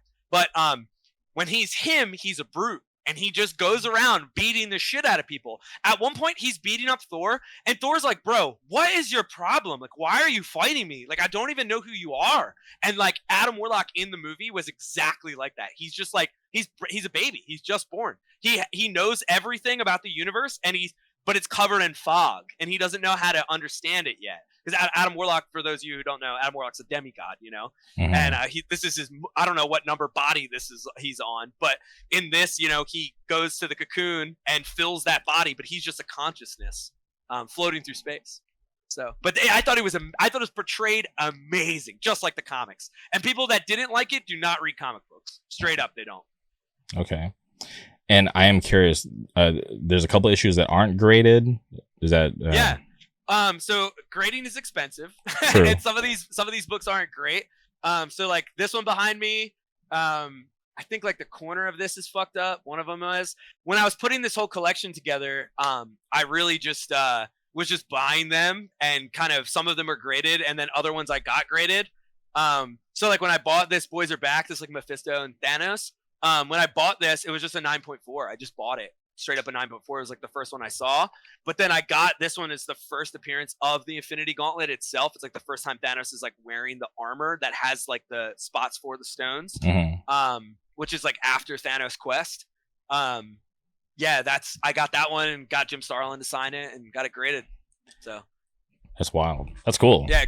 Graded's fun. It's cool. If you love comic books and love collecting, getting stuff and like looking for like the perfect book, is cool. There's a guy over here called Frankenstein, and Frankenstein gave me the best piece of advice for anyone listening that loves comic books. He said, your favorite book is stacked to the ceiling in a warehouse somewhere. Don't spend too much money on it. So finding that deal and finding a book that's in really good condition is like a very cool trip you can have while collecting comic books. And it's been fun. I found first appearance Blade in a long box, you know, and I think I paid $20 for it. Mm-hmm. You know, and that's an $800 comic book now that's graded. Might be more now. Yeah, no, and that's very true because I used to, work in the comic shop that I shop at, and so many collectors and people, trying to get ahead of the curve and like will buy like X amount of like books because they think in a month or two it's going to be the hottest book, but then it just doesn't really go anywhere. Or sometimes they're actually right. I remember there's like this indie comic book called Sex Criminals, and like the first couple issues were like really like pricey. I was like, fuck, I don't want to. I just didn't want to spend a lot of money on it. And then I remember one night we were hanging out at the comic shop, and one of the owner's friends was talking about how he has like that whole run and he doesn't even give a fuck about it. I was like, oh really? I was like, I give a fuck about it. Like, I need issue 2 first pressing. He's like, all right, I'll just give you like the whole run, like whatever, I don't care. Oh my god, that's amazing. Yeah. So I was like, this is crazy. And then even like going to like there's like some places, there's like a place out here, it's like it's like a permanent convention, right? It's called Frankensons. Like it's open like I think like every Wednesday, Saturday, and maybe Sunday. I haven't been there in a while, but I remember just like looking through the bins and like finding like I think it was like a Darth Vader like number 3. It was like the first appearance of like Dr. Afra, or however you say her name, and it was just marked as like, you know, regular price when like the book was like easy like a $30-$40 book, and I was like, I'll take this for $5, thank you. Yeah, dude, it's so funny. It's so like Infinity Gauntlet has been like my favorite story. I'm also gonna move my camera up just so you can see like a little bit more of the wall. Oh shit, it's all the way up there. It's 52, you know, comics on the wall. But I would buy Infinity Gauntlet every single time I saw it. So like when the movie came out, I must have had like 30 issues of it, like that I had bought over time, because I would buy it every time I saw it, and like it was pretty cheap. You know, like people would sell it to me for like $10, you know, because they mass printed them in the 90s, like mass printed. It was like Infinity Gauntlet was the biggest printed comic, I think, for like a really long time. You know, it was Marvel's chance since Secret Wars to have all of their characters in a story again. That one that people cared about. It's wild. Yeah, great investment. Amazing. And did you end up selling some of those copies? Because I know obviously when movies come up, I sold so many comics, bro. I made a bunch of money on comics, which is hilarious, because it's like, for me, it's like now I buy them, and you know, I'm spending fucking $90 on Infinity Gauntlet just to have another copy of it. But yeah, I sold a bunch of comics, especially in COVID too. Like post-COVID, I sold so many comics. Like I sold first appearance Miles Morales. I sold all of my first appearance Deadpools. Like I sold a bunch of shit. Yeah, for me, I'm not like outside of like Iron Man and Daredevil and some of these like really cool indie stories. Like I buy a lot, but I'm just like not attached. So I'm like, yeah. So I'm willing to trade and sell. Yeah, it's like for me, the stories that are most important are like early 70s and early 90s. I think those are the best stories that Marvel has specifically. So anything from those eras are really cool to just like buy and read and check out. But besides that, it's like, you know, my favorite writers are Jim Starlin and Todd McFarlane are like, you know, my favorite people who write. You know, I got some Mad Spawn comics too, you know. So that's wild. Shout out Todd McFarlane, shout out Image Comics. Yeah, straight up. Shout out Jim Starlin, dude. Yeah, Jim Starlin, super talented. There's some legends, you know, from the comic book world that I would, you know, love to meet. Like I got to meet Stan Lee once, which was like the weirdest and wildest experience, because it was like all by chance. I was at there's like a convention out here called WonderCon. It's put on by the WonderCon. Oh, okay, so you're familiar. Kind of familiar, yeah. So I was just standing. I was like admiring this girl's Magneto cosplay. So me and my buddy are just standing there, and she's like posing for pictures, whatever. And then we're like in the corner of like this giant exhibit hall, and like the door opens and in walks Stan Lee just by himself. And I grab my buddy. I'm like, dude, that's actually insane. Yeah, I was like, dude, I'm like, this is not a fucking cosplay. That's fucking Stan Lee. So like we go over and say hello, and like no joke, like within like 5 seconds, like his security is trying to break through the doors to stop the swarm, because by the time we were saying hello, everybody's heads were turned and we're rushing that corner. I don't know what he was doing there. He just kind of wandered in, and I'm like, holy shit, this is insane. That is so insane. I have a portrait of Stan Lee on my leg tattooed. I love Marvel. So that's awesome. Hell yeah. Yeah. Okay. Yeah, it's so cool. And I'm sure there was other people making comics at the time, like, you know, Jack Kirby for sure, like helped, you know, draw some of the most iconic characters, you know, gave us fucking Captain Marvel and shit. And like gave us all the early Iron Man, gave us early Spider-Man. But it's just like so funny to think like those are the guys that we know, and there's other people that were making comics at the time, and like we don't know about them. But Stan Lee, I'm glad that I have all of like the things I appreciate from Marvel. So it's dope. And outside of the Infinity Gauntlet, like, do you have like a favorite superhero? Outside of Adam Warlock? Yeah. Yeah. I mean, my top 3 are Adam Warlock, Venom, and Blade. Those are my 3 favorite characters. Okay. For sure. My favorite DC character is Blue Beetle. I fucking love Blue Beetle. I'm actually so hyped they're giving him a movie. It's so amazing. I cannot wait. I hope that he is as confused as he is in the comics. That's what I want. I want mass confusion. He's just so confused about all his weird alien tech. I want it so bad. Oh yeah. Well, I'm very curious to see the direction they head in. Hopefully, it's a good thing because obviously Guardians was good. Suicide Squad 2 is good. I still haven't watched what's the show with John Cena? Why am I drawing a blank? He was it John Cena in Suicide Squad? Yeah, they did a show with that character. Okay. I don't think I've seen it. Okay, yeah, so it's supposed to be really good, but I haven't had a chance to watch it yet. Damn. Yeah, no, I haven't really watched much of the DC stuff, just because I think like it's not that the acting's bad, but the show writing is bad. You know, like I was so hyped for Wonder Woman to be good.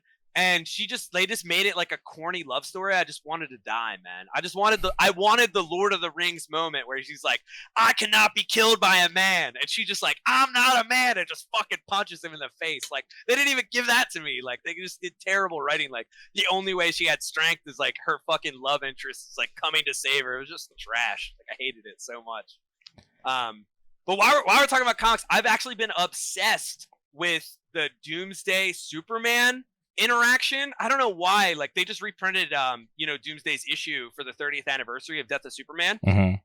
Dude, so I don't know if you've ever thought about this at all, but Doomsday's entire existence is to take one person out of existence. That's Doomsday's purpose, right?